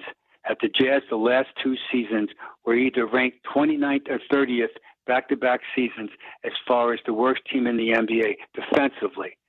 So as you talk about scoring the ball, which they're very efficient at, they've got to get collectively and individually more determined with accountability to defend both sides, to defend the ball and to rebound. With Walker Kessler back in, with Jaren Jackson Jr. hopefully in and healthy, obviously your system, the way you're coached, how you take defensive shape is going to be important, but are those guys leading a defensive charge going to be enough to elevate the Jazz, probably not to number one from 29 or 30, but into the middle of the pack in the NBA? No, because it all starts with ball containment. So if any defense, it starts at the point of attack on the ball. And the Jazz historically, only they know that most players in the Jazz, unfortunately, do not guard the ball on perimeter. If you're playing switch defense 1 through 4 or 1 through 5, then you have to have ball containment. And so even though Kessler's a good shot blocker, and so is Jaren Jackson, their floor mates have to be more determined, and that's based on tenacity and technique and toughness of ball containment. And that's how the Jazz will get better. So if you do get off the dribble, it'll be much more limited time versus almost consistently. And so that's what they've got to address. And the second part of that, as far as being technical, is guarding screening action.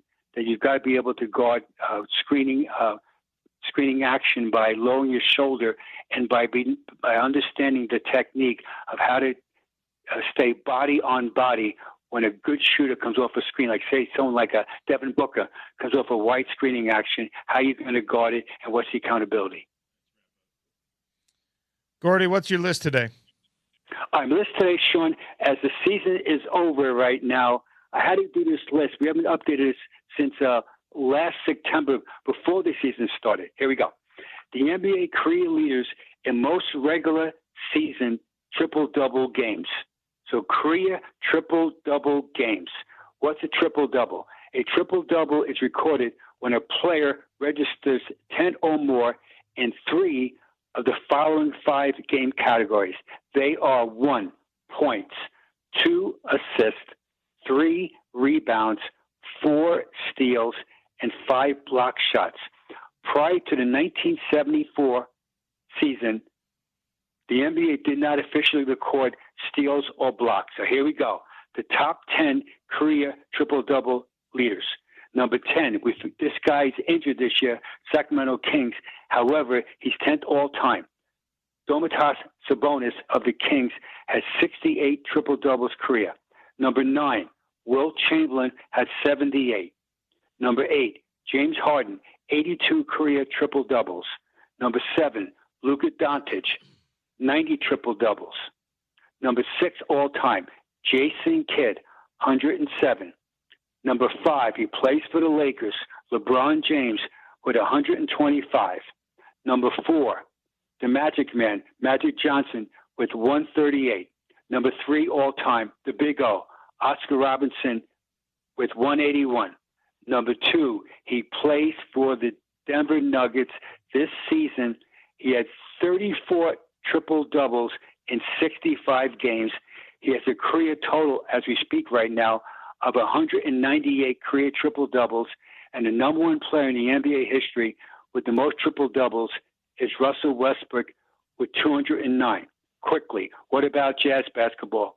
The 2 leaders as far as career triple-doubles as a Jazz member is Pete Maravich at 7 and Mark Eaton at 6. And Sean, do you realize that this past season, Yusuf Nurkic had 3 triple-doubles in the 25-26 season in very limited amount of games. Thus, that's my list of today. Your top 10, 6 of the top 10, if you were keeping count there, are currently active players, and Joker will pass Russell Westbrook before it's all said and done. Wow. Gordy, you're the man. Always appreciate your time. Thanks for adjusting your schedule to help us out. Appreciate you, sir. All right, that's Gordy Chiesa. It's the Sean O'Connell Show on Utah's #1 sports talk, ESPN 700 and 92.1 FM.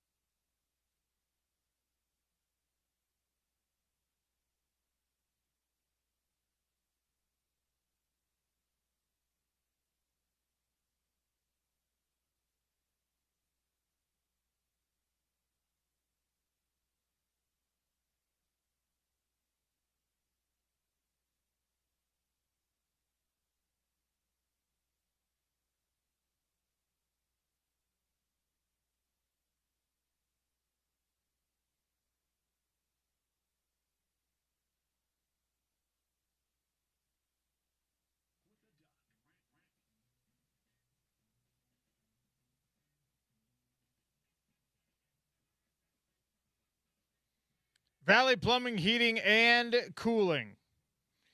This last weekend, you probably used your heater, your furnace again. It's supposed to snow sometime this week, potentially. So after you fired up and cleaned out and got your air conditioner ready, we're back on the furnace world. And then next week, it'll be back to air conditioning, probably. You got one company who can fix them both for you, can handle it all, and check out what's going on with the water heater, with that garbage disposal under the sink, the truck with the duck, Valley Plumbing, Heating, and Cooling, handling it all. Tell them OC sent you, or go to valleyplumbing.com. Make your appointment online. All right, the Daily Dump. I already talked about this. I already touched on this. I don't want to let it go by the wayside. We might be watching the rise of the fastest human being ever. We already saw the prime of Usain Bolt's sprinting career, the back-to-back-to-back gold medals. We already saw the world records in the 100-meter, the 200-meter. There's a young Sudanese-Australian kid right now named Gout, who broke Usain Bolt's under 20 200-meter record. He ran faster as a teenager than Usain Bolt ran as a teenager. Interestingly enough, just like Usain Bolt, if you remember watching that Jamaican phenomenon in the prime of his career, he was built different than most of the guys he was running against. A lot of the sprinters are 6 foot-ish to 6'2", very muscular. They're built like running backs. Usain Bolt was 6'5", and a little bit leaner than these guys. This kid, this Gout kid, he's the exact same. He's long-legged. He's lean. He has this sort of like hybrid sprinter, distance runner kind of build. But, man, he's actually a terrible starter right now. I don't know if, James, I don't know if you or anyone else has watched any of his sprints, any of his highlights. He's usually like a full step and a half behind right out of the blocks. And then he just gets to full speed and burns past everybody. The kid is an absolute animal when he reaches top speed. He's just feeling things out, OC. He's not a slow starter. He just gets the lay of the land for half a second. I'm a slow starter too. I'm also a slow finisher when it comes to running. That's fine. Or really anything important in life. But this kid could potentially be the fastest human, and we're just now getting, because we didn't get to watch Usain Bolt unless you were the hardest of hardcore track enthusiasts. You didn't get to watch Usain Bolt when he was in his teenage years. You're getting to watch this kid because of social media, because of the ubiquity of cameras everywhere now. So check him out. It's easy to spell. Gout. I hope I'm pronouncing it correctly. It might be Gout. Gout. It's one of those, we had Bull recently out of the Pac-12, and I think still in the NBA somewhere. Yeah. One of those double name African heritage guys. Gout.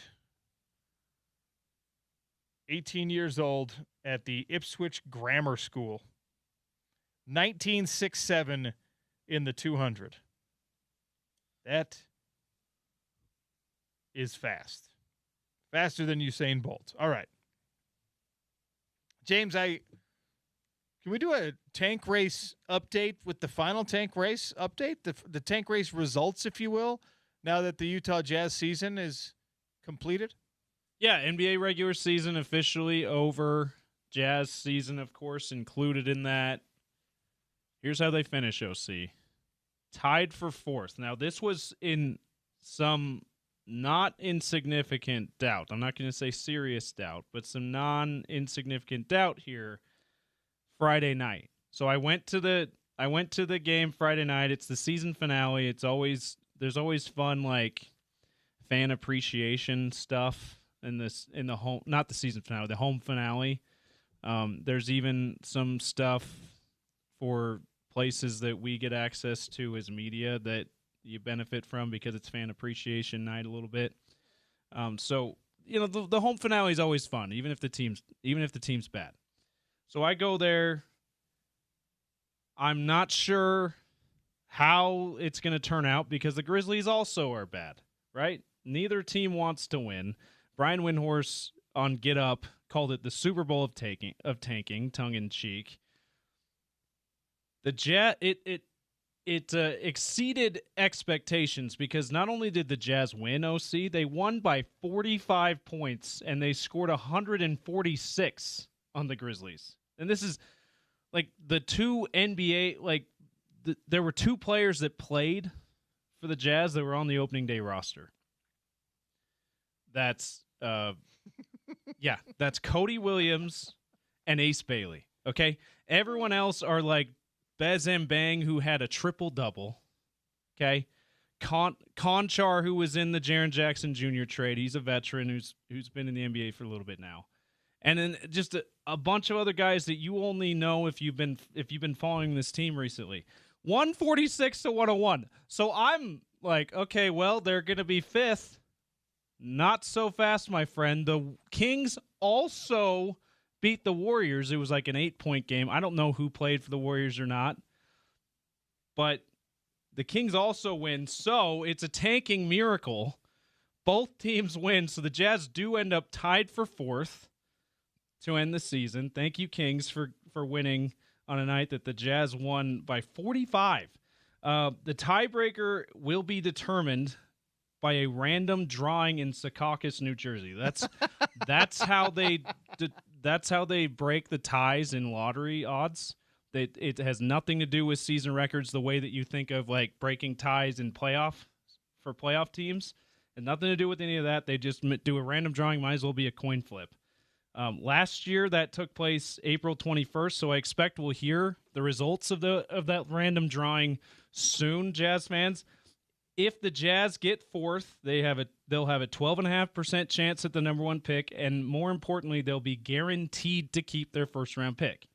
If they end up fifth, they'll have a 10% chance at the number one pick, so that goes down, and they will have however minute a chance, they will have a chance at losing their first round pick to OKC. It's, I think, a 0.6 chance of that pick falling to ninth, which of course would mean it would convey to the Thunder. The reason why we've been talking about that pick was given to the Thunder in a 2021 trade that sent Derek Favors to the Thunder. This is the last season that there's any kind of consequence with that pick. So if the Jazz keep the pick, the Thunder end up not getting a first round pick when they traded for Derek Favors in 2021. So the last time we'll have to worry about that. Cross your fingers that the random drawing goes Jazz way. And just in case anyone was wondering, not having anything to do with the Jazz's tank, the top three in the tank race ended up being Wizards, Pacers, Nets. They have the best chance at getting the number one pick in the NBA draft. That's your final tank race update of the 2026 season. I say final. We might have another one once the random drawing is given. I don't know. It'd be maybe more of a results-based thing. Yeah. By the way, maybe the basketball gods are finally smiling on the Jazz because that tanking miracle you just referenced. You said, I don't know who played for the Warriors or didn't. Yeah. Draymond Green, 24 minutes in the game. Kristaps Porzingis, 26 minutes in the game. Okay. Steph Curry, 27 minutes in the game. Brandon Podziemski, 32 minutes in the game. So the Warriors probably should have won that game then. They played effectively their real lineup, not their normal load of minutes necessarily, but they played their normal lineup, and the Kings won 124 to 118. 22-59, by the way, the regular season record for the Jazz, up 5 more wins than last year. So there was slight improvement there, despite their best efforts. I love that we have to qualify that. Despite trying to lose, 22-60 is the 22-60, final record. excuse me, 22-60. Because they ended up, it was 22-59. Yeah. after the game you referenced, 22-60 when it was all said and done. All right. Speaking of the Utah Jazz, Big T, Thurl Bailey is going to join us to start hour number 3. He's got a new podcast, the Rise and Grind podcast, and obviously he'll have some thoughts on the upcoming NBA draft lottery and the way this season played out for your Utah Jazz. Sean O'Connell Show continues next on ESPN 700 and 92.1 FM.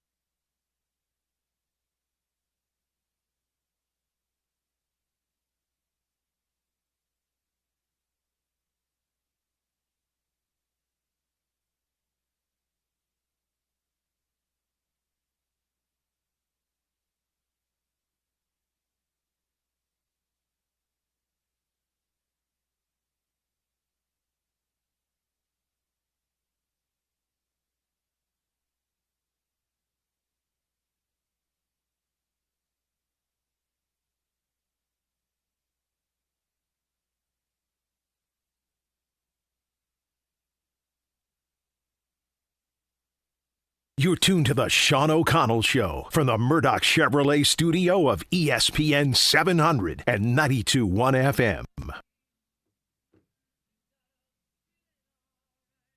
Welcome to hour number 3 on the Sean O'Connell Show. Welcome in Thurl Bailey. Big T, kind enough to give us a few minutes here on a Monday afternoon. Thurl, welcome to the show. How are you, sir?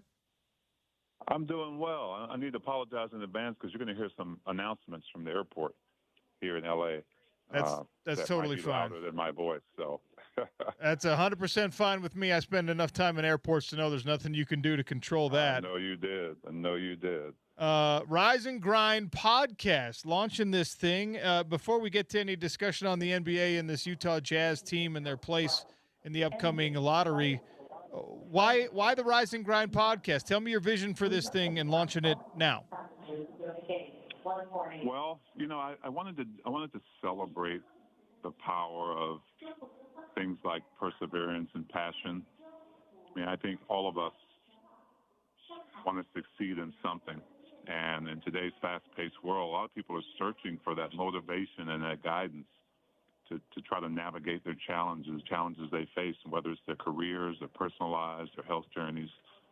I think that my podcast, Rise and Grind, provides that kind of platform to inspire and empower people to just push through their adversities, stay committed to their passions. So we interview folks from all arenas, all genres, about their journeys.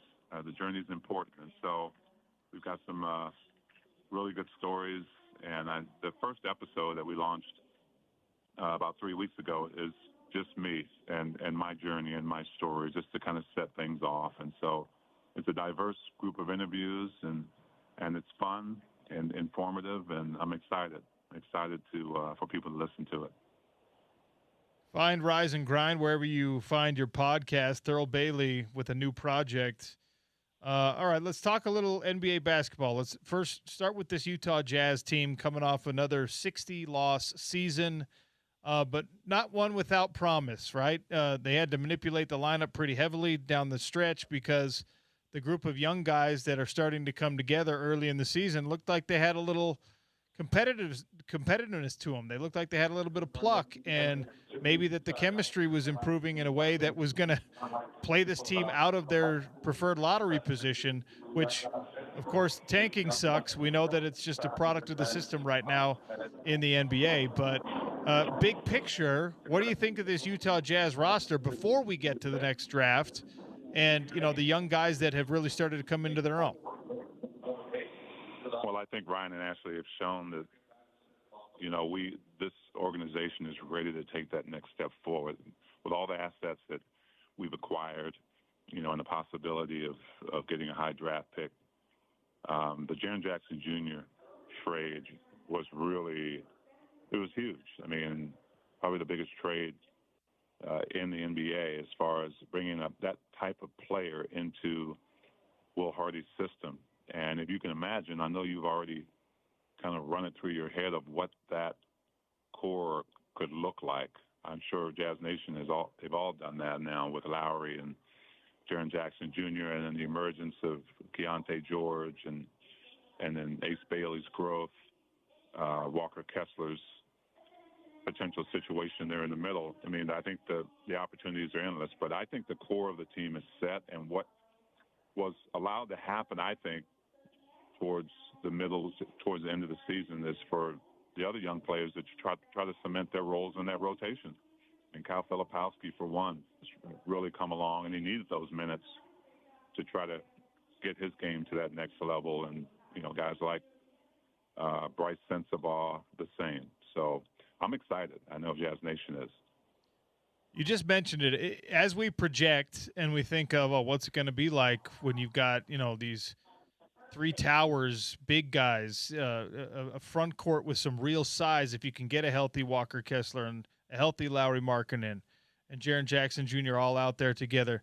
How much of an adjustment is it for Will Hardy, for this franchise, to play a lineup like that, to have that be kind of your starting core when we haven't seen anything like that in Salt Lake City for a very long time? Well, I think when you look at this league, you've seen trends. You've seen teams, even with the three-point line being as important, you've seen teams use that early on. You've also seen an evolution of how we use the big man today. Just maybe 10, 11 years ago, the big man just stood in the dunk spot and waited for lobs. And I think now when you look at what Nikola Jokic has brought, you look at what Nurkic has brought to the Jazz,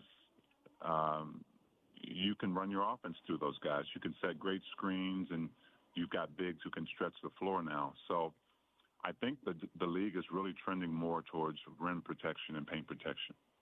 And with those names we just talked about, you've got two of the best, Walker Kessler and Jaren Jackson Jr. on the floor together, where those positions are interchangeable. They can guard maybe on the switches. They can guard 2 or 3 through 5. And guys like Nurk, guys like Flip, Jaren Jackson Jr.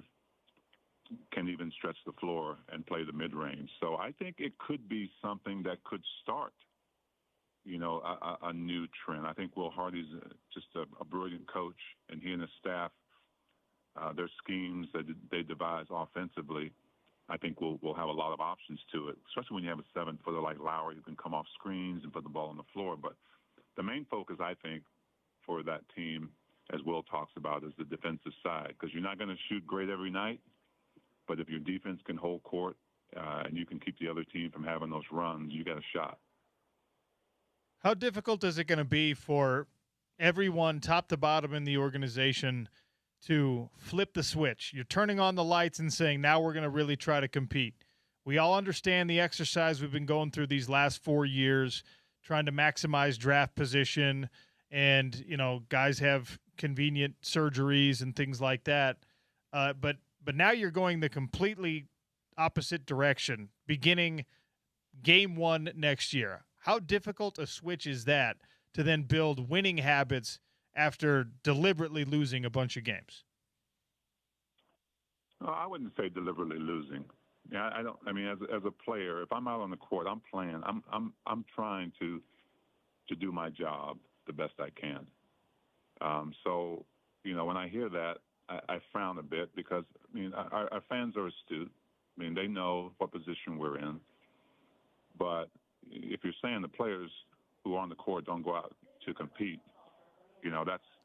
that's the wrong thought, especially in my book. Well, that's why I was asking the question from an organizational top to bottom standpoint, because players always are going to compete, but like the coaches had to deliberately lose, and the management had to make decisions that would take certain guys away from the ability to compete, and now you have to turn that back on after leaving it dormant for most of this year. I never want to suggest that players aren't playing hard. I was really impressed with the young guys and their competitiveness, even in some of those games. I don't know if it's dormant. I don't think winning is ever dormant. I don't think team concepts and culture is ever dormant. I mean, you're together all the time, and even if you're not playing on the court, there's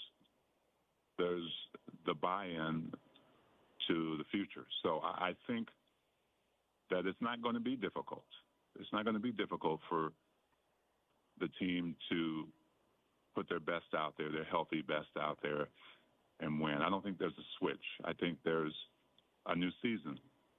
There's the summer where players will work on themselves and their games. There's, this season that just ended where guys have definitely gotten better. I mean, the minutes that they probably wouldn't have gotten. A Kyle Filipowski doesn't make the jump that he made. I think the Bryce Sensabaugh doesn't make the jump that he made. Even the Cody Williamses don't make the jump that they made. So, yeah, I don't think.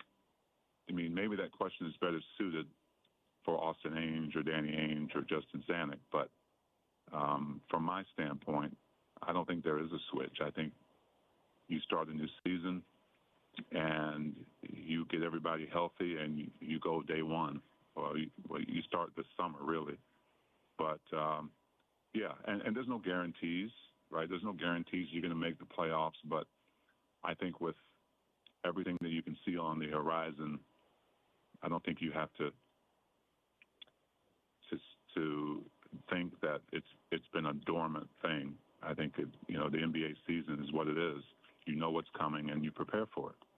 If you're Walker Kessler and you had, you missed a lot of time for very legitimate reasons, and you did see like the progress of some of the guys you've mentioned, and Keontae George really coming on this year, and that was a product of being available, being able to play, and being able to practice, and being able to improve alongside your teammates. And if you're rehabbing instead of being able to, spend some of that time, you can lose some progress there. So how does Walker Kessler make sure he keeps pace with the development of the other young guys on this roster and is ready to hit the ground running by the time this season starts next year? Well, I think the pace that you lose is the pace of playing in real time and in real games. Every player gets injured at some point, some more serious than the other. But as you've looked around this league and as you've seen stars get hurt, right? You've seen players get hurt and come back from gross injuries. Walker Kessler, these players have so much available to them today that they don't have to atrophy, right? I mean, they don't have that game time type of, fitness, but they're still trying to keep as sharp as they can without, having to go out and try to play. But in Walker's case, I actually think it's more on the mental and psychological side, right? I mean, he's a guy who's, looking for a new contract, and all those things matter. So, I think he's done a good job of staying around the team, staying around the the trainers and making sure his fitness is up to par until he does get that injury, which I think he's very, very close now to be activated. But, these guys are paid a lot of money to be ready. And so I have no doubt that, when the time comes that a guy like Walker Kessler, he has to be, to justify his value to the Jazz or whoever it may be. But that's what athletes do, and you know that as well. How important is the player relationship, the player leadership dynamic as you embark on this new journey of competing, and you'll have hopefully a really talented rookie in the mix, and now a rising sophomore projecting to next year of Ace Bailey, who showed us some really nice things this year. But Ace and Lowry and Walker and Jaren Jackson Jr., they didn't get to play together a ton. And now you're going to have all those guys, hopefully, knock on wood. It's not yet determined. We'll get to the details of that and more with Adrien Denny next on the Sean O'Connell Show, ESPN 700 and 92.1 FM.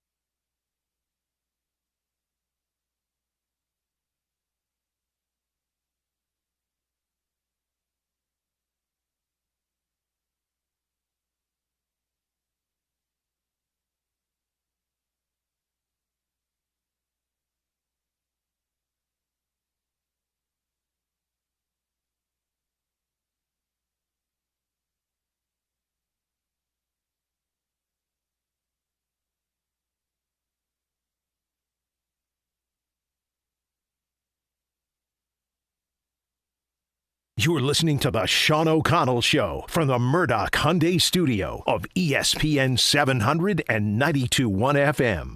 Sean O'Connell Show continues, and we check in between the pipes with Adrien Denny. A condensed schedule this week because I'm on PFL duty again in Belfast, and I didn't want to miss a conversation with my guy, our Mammoth insider, Adrien Denny. Between the Pipes brought to you by our friends over at Aladdin Industries, your Utah Velux dealer, and the truck with the duck, Valley Plumbing, Heating, and Cooling. Adrien Denny, how are you, sir? What's up, Sean? Thanks for having me in on a Monday. Sun's out. No case of the Mondays here for the Mammoth. Got that all done with Saturday and Sunday. I like what you did there. I actually want to go back to Thursday night with the Mammoth before we get to the weekend, because that was the night that this Utah Mammoth team clinched officially a playoff spot in the second year of the club's existence. And I know you've probably already talked a lot about it. We have not discussed the officiality of that milestone being reached. And look, it's significant in a lot of ways, even as a standalone. It feels even more significant because of what else has been happening at the Delta Center the last 4 years or so. This is incredibly exciting playoff hockey coming to Utah now. Well, Clayton Keller kind of set the expectation last summer at Mammoth Week in St. George. He said the goal and the expectation is playoffs. And as we went into training camp, got the same message from other players and from general manager Bill Armstrong. And, you know, they weren't shying away from it. Last year, they came close. This year, they wanted to get there, and they got there. And it's not that easy. The Detroit Red Wings, longest playoff drought now in the NHL of over a decade, looked like this was going to be their year. They were leading the Atlantic Division right before the Olympics and completely collapsed. They're not in the playoffs. So you set the goal. You're looking towards it. It's an 82-game season. There's ups, there's downs, but OC, as we promised, once the Mammoth got into January, that 7-game homestand, that's where it set the tone. And for me, it was a 6-1 win against Toronto on January 13th. All right, I thought this is going to be the last time this team is not in a playoff position now that they've secured that win. They're a playoff team.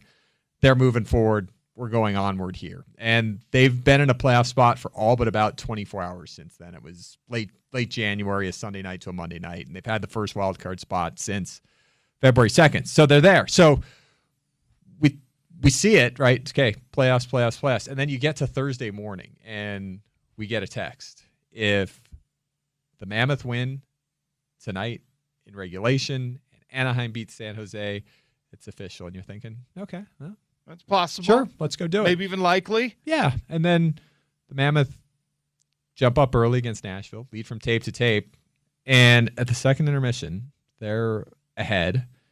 Anaheim is off to a great start, up 2-0 against San Jose, looking to end a 6-game winless skid. And it just kind of sunk in, and it kind of got a little emotional. Like there's life moments that you have that hit you. And I'm sitting there, second intermission, and I'm thinking, this is it. We're going to do this tonight. And we were obviously on the air on the radio when Anaheim sealed it off, and our TV post-game stayed on until it was done. And the next morning at practice, head coach Andre Turney was happy. He was in a good mood. He didn't address it on Thursday at morning skate or after the game because it wasn't official, but you could tell that it sunk into Bear too, that he and this group had accomplished their goal for the regular season to get to the postseason. And it was a fun morning at the Mammoth Ice Center the morning after practice, or the morning after the game at practice, that after the team clinched the playoff spot. I know that there's a lot of pressure on the players to fulfill on the promise, right, and to make it to these playoffs. Feels like for Bear, and you can tell me more, it feels like for him there was a lot of like more meaningful pressure. Like, hey, man, we all recognize now that this is a team that is definitely talented enough and has the pieces in place, and you've been pretty fortunate with health this year. And management, front office made some, I think, important moves and some good trades, especially the acquisition of Uyghur. And it was kind of like, all right, the building blocks are there. Now, you as the coach, you have to assemble this thing into what it's supposed to look like. And we got to a point where, not in like a sinister way, but when you had a couple unexplainable losses where there was some like side eye going, just like, we all love Bear. Obviously, he's the only coach that Utah Mammoth hockey fans know. He's the guy that has been so gracious with his time and helping be an ambassador to this community. So everyone loves him. But I think you heard the insiders and you heard the real hockey people saying, like, if you can't get this team as assembled to the playoffs, that is problematic for the coach. And so for him especially, it feels like there must have been a lot of joy, a lot of relief, maybe a feeling of alleviated pressure when you did clinch on Thursday. As you know, professional sports has expectations. And as a competitor, you embrace that. And starting the team here in Salt Lake, the Smith Entertainment Group gives you everything you could possibly ever want. Every resource, every item of support from a personal standpoint. You've got the best practice facility in the NHL that they just threw up in record time. And with that comes expectations that are,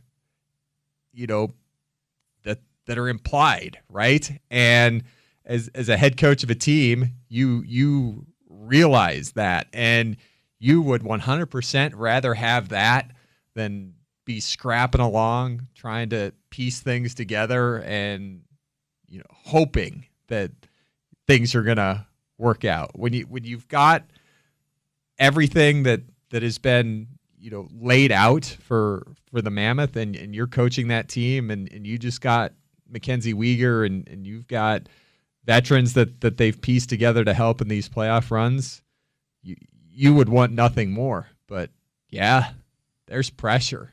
Like it's why you get into what you're doing, because you have that competitive spirit, that competitive edge in your blood, and no other way. It's what you want, but that you have to perform and you have to deliver. Along with the big-time team and franchise milestone over the weekend, you saw Dylan Guenther hit the 40 goals mark. You saw, we talked about this already, Schmaltz career high in points. Clayton Keller, whose role has, I think, kind of evolved a little bit. He had a big weekend, especially that Nashville game, 3-point game for him there. And you're seeing, again, the pieces become, greater than – the team is greater than the sum of its parts. But those parts now are starting to really elevate into different conversations amongst, NHL players at their respective positions. Yeah, how about Dylan Guenther? What's more impressive for Guenther? The fact that he gets to 40 goals in a season. He started as a 22-year-old. He just turned 23 on Friday, but one of 10 players since 2012, 2013 to be 22 and under at the start of the season and get to 40 goals. Or the fact in his second NHL season, he has already increased his goal total by 13. He had 27 last year, which was a good year, and he's in year one of an 8-year deal. Nick Schmaltz has been building on a career high in goals for the last 2 months. He's at 31 now. Clayton Keller is the second hottest player in the NHL in the last 3 weeks. Only Jack Hughes, who scored the golden goal in the Olympics to win the gold medal, has more points than Keller. So, yeah, the last 2-3 weeks building up to this, Mammoth offensively, 4+ goals in 6 straight games, and you see the talent, you see things coming together, you see guys like Kyler Yamamoto playing with Logan Cooley and Dylan Guenther and being that perfect complement. And looking at the 6 defensemen who, I think it's top defensive core in the NHL, and Karel Vejmelka's been pretty good. So I think you gotta like what you've seen from the group headed towards that postseason, which is where we're going to be next week at this time. Can you believe it? It's so wild. Yeah. We're going to be in playoff hockey mode a week from today, basically. But work left to be done. Again, we're having our conversation on a Monday, which is not typical because I'm traveling for PFL action. Winnipeg and St. Louis to finish it out. And you got 90 points right now. You probably got to get to, what do you think, 93 in order to be securely in that wild card number 1 spot. Yep, magic number's 3. Okay, so Winnipeg and St. Louis, can you get the 3 points you need? Yeah, that's how you do it, right? You win your way in at the Delta Center. Would we have it any other way? Just like clinching. A signature game against Nashville on Thursday could have been one of the best games of the year. That's how you want to go in. And now, after a weekend where you dropped a couple games and LA, who's right behind you, they've won 4 straight. They're starting a road trip tonight, but there's a catch to it. They're playing Seattle, they're playing Vancouver, and they're playing Calgary, 3 of the bottom 4 teams in the NHL. So, like to control things for yourself and take care of it, but I think they will. The Delta Center is going to be juiced. The Mammoth are going to understand that Saturday and Sunday weren't great games. I was saying Sunday night after the contest, after they lost 4-1 in Calgary, like this isn't a kindergarten. They know that wasn't great. It wasn't a great weekend. So kind of happened after you clinch, maybe exhale a little bit. Yeah, a little sigh of relief, and then take your eye off the ball. Yeah, or the puck, since it's a puck sport, not a ball sport. It happens. We talked about how I thought that was largely in part the stuff that didn't go perfect during the month of March. But back home, Winnipeg's still fighting for a playoff spot. It depends if they still will be tomorrow because they play at Vegas tonight, which, as we look at it right now, looks most likely all of a sudden to be first-round playoff opponent. So Winnipeg coming in. St. Louis has been eliminated, but they've been pretty pesky since the Olympic break too. But well, let's talk about that playoff outlook because it's far from settled, right? Mammoth could drop. Edmonton could rise back up. Vegas, though, right now, if it starts today, which it doesn't, it's Utah versus Vegas. And a lot of us were like, okay, just avoid Edmonton. Get away from Edmonton. Don't play Edmonton in the first round of these playoffs. Is Vegas a significantly better matchup for the Utah Mammoth? Because when we started having those conversations, we were thinking, you'd rather have Anaheim. Well, now it's a different team. Biggest thing is they don't have Connor McDavid, and that's been a struggle to end of story. It is to manage him, right?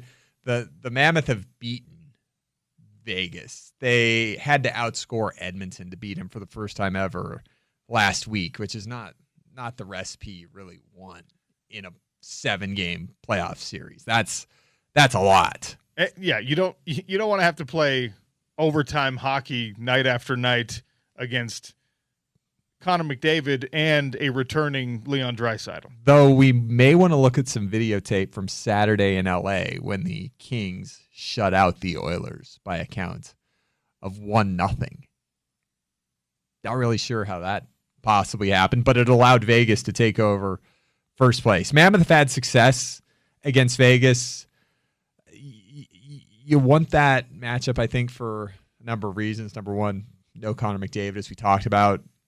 Number two, the logistics. Getting back and forth is easier than getting up to the northern prairies of Alberta. Vegas is still a team that won a Stanley Cup championship in 2023, and they've got a lot of those players, and they made that coaching change. And since they did, they're 5-0-1. They just beat the Avs in overtime. So Vegas is a good team. As we said, last time the Mammoth played them, like, something's wrong here. Something's off. And they made a coaching change. So they've been better. They've beaten a lot of Calgary and Vancouver. So but they did beat Colorado, did beat Edmonton. So they do have some good wins there. It's not their fault what their schedule has been since they've gotten a new coach. Though sometimes when you make a coaching change, you look at the schedule like, okay, this will set things up to make everything look really good. But Vegas is a challenge. They got that pedigree of winning a championship and having that playoff experience. So 1A, 1B, I'd take Vegas over Edmonton. Not saying that there's a clear-cut advantage there, but for a couple little micro elements, that would be better for me. You gonna start growing a playoff beard? No, it just doesn't work. It doesn't work, man. It doesn't work. I'm one of those guys that if I don't shave in the summer every day, as you've seen, right? You've seen that. I can look hip and cool for maybe a week like that. All right. And then it just doesn't work. It's got to end. As soon as it gets past like the 5 o'clock shadow stubble phase, then you're just losing it. It's got to end. Okay. Yeah. Right. I've never grown the beard. It just doesn't work. You can leave it at that. I'm actually really interested to see. I know this is like a very far down the list of important things to talk about with Utah Mammoth hockey, but you got a bunch of like super young guys on this team. That probably don't grow a great beard. And like, what is Logan Cooley's playoff beard going to look like? What is Dylan Gunther's playoff beard going to look like? A little better. Clayton Keller is not exactly a beard guy, so you might be the only team skating in the Stanley Cup playoffs that's got like half-bearded teenage faces. Might have some stringy beards. You know what I'm talking about? Spicy Tuna's going to have to shave his off and like glue it onto somebody else, because then he'll be able to regrow in just a few days. Yeah, about a half hour. Should be good. Veggie got, I think, a much-needed rest day in the bad weekend. And people, if you don't know, Karel Vejmelka is playing a lot in goal for this Utah Mammoth team for obvious reasons. He's second right now in the NHL in wins. It's been a good year for him. As you finish out these final 2 games, you kind of need your best in the goal, I'm assuming. And then obviously in the playoffs, you're going to ride it until the wheels fall off. Have they managed him enough? What's his body like right now? You're closer to the team. You're down at practice. Can Vejmelka hold up after a long season where he's been kind of overused relative to some other goalies in the league? Yeah, you mentioned some of the numbers. 37 wins, second in the NHL, 62 games played, first in the NHL, first in the NHL in minutes, second in the NHL in shots faced. So, yeah, he's been there, but it's his crease. Rest away. I'd expect him to start tomorrow and Thursday to wrap up the regular season, and then it's all him in the playoffs. So if all goes well, Sunday night will be the last we've seen of Vitek Vanacek this year, because if he comes in, it's going to be in a playoff game where things have gone south is the plan for me. And the good thing about playoffs, you're not playing back-to-backs. You're playing every other day, maybe with 2 days rest, and the Mammoth have been good in those positions. 3-7-1 in back-to-backs this year. Those are done. 37-21-5 when you're playing on 1 or 2 days rest. Let's see. They busted out the Zamoth. They introduced the Tusk mug. We're going to get anything new, anything special for the playoffs? We had Chris Armstrong, president of hockey operations, on Hockey Night in Utah on TV on Saturday, and Kim Becker was poking and prodding. Yeah. And he said, yes, and you'll see. So I think there's some fun stuff in store for the Delta Center to take it to that playoff level for the first time ever here in Salt Lake. I think when we got the announcement that the franchise was coming to Salt Lake City, when you work in sports media, you get a little bit, even if you try not to, you get a little bit jaded to how special sports can be, right? And that took me back to like when I was a little kid and you were talking about, I mean, my grandparents were living in the Bay Area when the Sharks became a team in San Jose. And I remember just the fascination of, oh my gosh, there's going to be a brand new team. And we had the Marlins in those days in baseball. Wow, there's going to be a brand new team. You got the Vancouver Grizzlies and the Toronto Raptors, and obviously the Grizzlies didn't stay in Vancouver. But it took me back to being a little kid we're going to get a new team in this market, in my hometown, in our market. And then I attended the very first game. And that, I tell people all the time, that is a top 3, maybe 4 sports memory I've ever had relative to the state of Utah. Like, and just relative to my own life, period. It was one of the coolest things to be there, sold-out arena, get the win in the first game in the existence of this brand-new hockey team. And it feels like that with playoff hockey coming for the first time, because it's this thing that you've watched and you've talked about and you've never really experienced, so you can't fully understand it. And now we get to start building that understanding as a hockey community in Salt Lake, because it's actually happening. How many times over the years has there been a Game 7 in the playoffs and everybody on Twitter's like, do yourself a favor and turn this on as they watch their first hockey game of the year too? Yeah. Right. And then they do it again the next year when they watch their next hockey game. But it's electric. And gosh, was it ever weird last year when we didn't make the playoffs, watching 2 months of playoff hockey and seeing that and thinking what it was going to be like when it comes here. And then we know how we do things around here. We've seen it with the Jazz on those championship runs and in the playoffs. And the last time the playoffs were in the Delta Center in 2022, like it's a thing here. And then you add the NHL element to it and what we've seen and what that place has become. It's a rock show every night. It is absolutely berserk. Like, for me, none of this has sunk in yet. I don't know that it ever will. Well, it might not till we get actual playoff hockey. Yeah. I'm going to do something really unfair because we've got like 90 seconds, but the Utah Grizzlies have played their last game as a franchise, and obviously they laid a long and I think really important foundation for hockey in the state, playing out at the Maverick Center for a long time and whatever it was called before that. And, you know, it's a bummer to see him go, and you've been closer to that franchise than any of us. So just real quick, your thoughts on the Grizzlies ending their run. It's where I started in hockey as an intern in 2002 and to be the play-by-play announcer for 13 years. And in 2018, when I got, you know, opportunity of a lifetime, which is why I'm back here, I cried my eyes out for weeks leaving, knowing that it was such a part of who I was and who I became. And, you know, it's an organization that it's special. It was West Valley City's team. It was the neighborhood team over there. And there were fans from throughout the valley that had cheered on that team for 3+ decades, and people that had worked at the arena that, you know, were part of the fabric and the identity. And it was a hockey team, and it was a first date activity, and it's where kids had birthday parties and they had post-game skates with the players. And it was a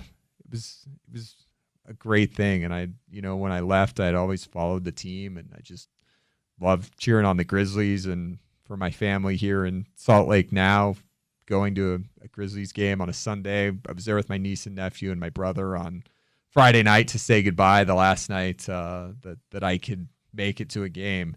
And it was, for me, there wasn't tears because all the tears were cried out in 2018 when I left. But it was hard seeing how much the team meant to so many people, and I could see it in their eyes that it was coming to an end. And my message has been the 3 decades of memories from Grizzlies hockey. It's going to live with you forever, and it's going to bring you happiness forever. And the memories have been made, and the last game's been played, and the team went out on top. Unfortunately, they couldn't make it 7 straight wins. They lost in overtime after erasing a 4-1 deficit yesterday. But great crowds, and the organization over there went out on top, and I was really, really impressed with just the game presentation, the fan support, and the way that they were filling the Maverick Center over there until the very end. So they went out on top, and, you know, my heart's with everybody who's crushed today, because it's over, because there's so many people that love that team, cheered on that team, worked for that team, worked with that team that have a void right now. But the good times and the memories, hopefully, I think if you think back at those, you can never have those go away. So Grizzlies, weirdly, like, thank you for your service, Grizzlies, because it was awesome having that team be part of the community. And I get it. NHL showed up, and all of us immediately turned our eyes to the Mammoth, and that's just going to happen. But we won't forget you, Grizzlies. Thank you for your time. It was awesome having you out there in West Valley City. Adrien, always love checking in with you, man. Thanks for being here. Thanks, brother. Appreciate you. That's Between the Pipes, brought to you by Aladdin Industries, your Utah Velux dealer, and the truck with the duck, Valley Plumbing, Heating, and Cooling. Plenty left to get to on the Sean O'Connell Show, ESPN 700 and 92.1 FM.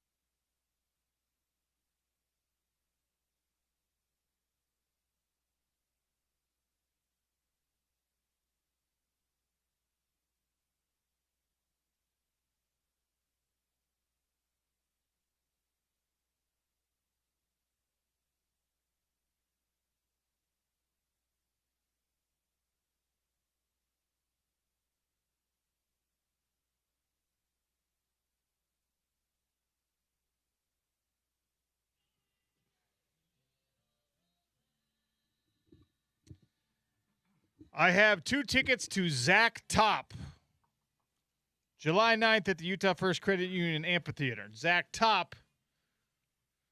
All right.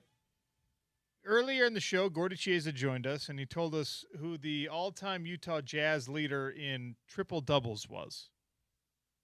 Maybe not who you think. All-time Utah Jazz leader in triple-doubles, 877-353-0700. And a reminder to all of you out there that Advanced Window Products brings you crosstalk every day. 801-850-9100 for $2,500 off 10 windows or more. Beautify your home. Increase the resale value of your home. Get yourself some new windows. Keep the cold out. Keep the cool in once we get to the summer. Spence Checketts in the driver up next. Hi, Spence. Sean, what's up, man? How was your weekend? It was awesome. I was in Chicago for PFL until Saturday, and then I came back for a little visit with the fam, and then I'm off to Belfast again, and we're just jet setting right now. But yeah, it was a good weekend. Just grinding on the Masters. Oh, when I was watching, I could only think of, man, I wonder what Sean would say about that approach. Would he have gone with the 48 degree or the 52? I'm a 52 guy. I know you are. That's why I didn't think about it long. Did you will never see me swing a 48. Never. I know that about you, but I wonder if the listeners know that about you. I can guarantee all of you out there, you are never going to see me swing that 48 degree. Let me throw a scenario at you. Okay. You're 166 out. Okay, yeah. Got about 15-degree wind right to left, a little against you. Right to left. It's the afternoon, not morning. You're playing at sea level, not elevation. What club? What's the course? Let's say you're at Pebble Beach. We can go Pebble. Okay. We'll go Pebble because you're at sea level. Right to left. Right to left against you a little bit. Okay. 166. I'm gonna hit it southpaw. You're gonna go left-handed. I'm gonna switch stances. I'm gonna hit southpaw. Okay. All right. Which club though? I'm gonna go 7. You're gonna hit a 7-iron left-handed. You know what? I like that. I like that play. Okay. Do you keep clubs in your bag that are for both right and left-handed players? Carry 2 bags. You carry 2 bags? Yeah. See, this is why you go low all the time. Yeah. Did you get good Chicago weather? Yes and no. Okay. That's Chicago in the spring. Yeah. So day I landed, beautiful. Mm-hmm. Although I landed late, it had been a beautiful day, but it was a nice night.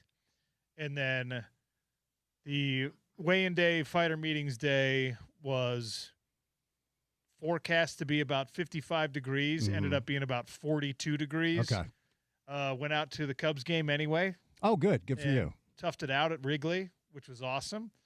And then fight day was beautiful. Good. So got a little bit of each. Chicago is a top 5 U.S. city when the weather is good.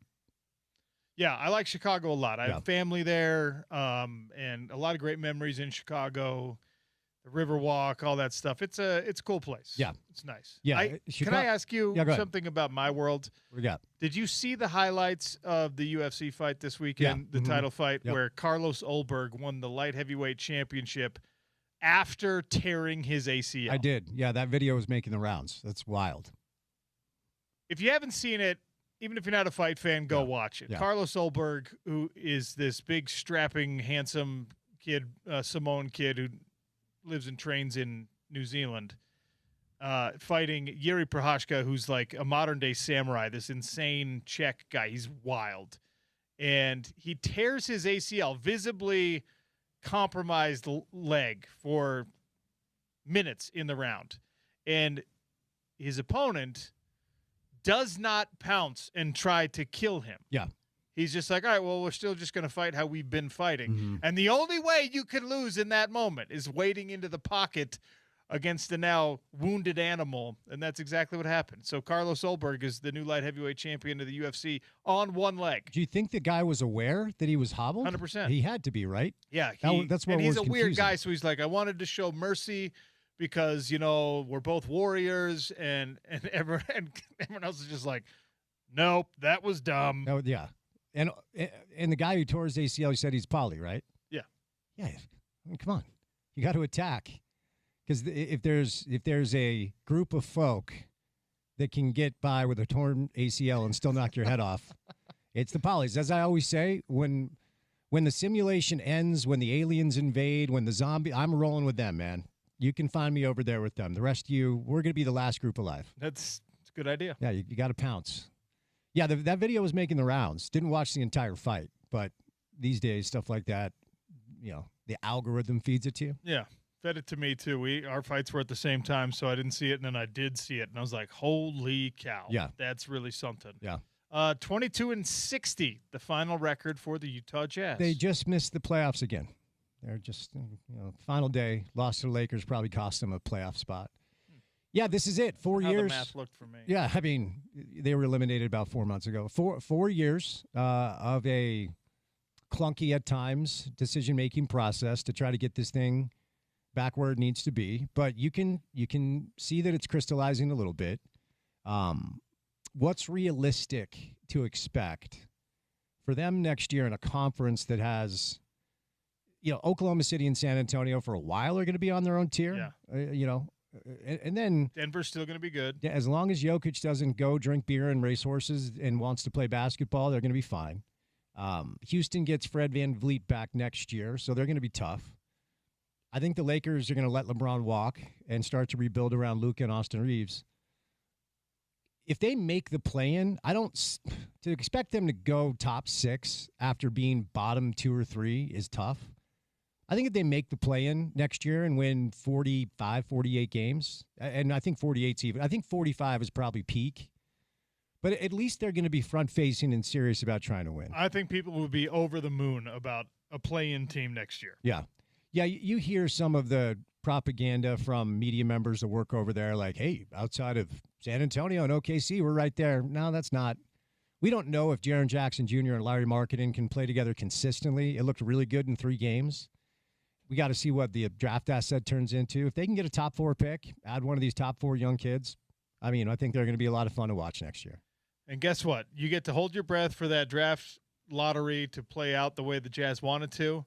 But that's not all you get to watch because Utah Mammoth playoff hockey will be happening, which is the most exciting thing that has happened in this state for a long time. Is there still a chance they can fall to wild card 2? Yes. There still is. Okay. They need to score 3 points in these next 2 games, or I guess it would be Anaheim could jump up.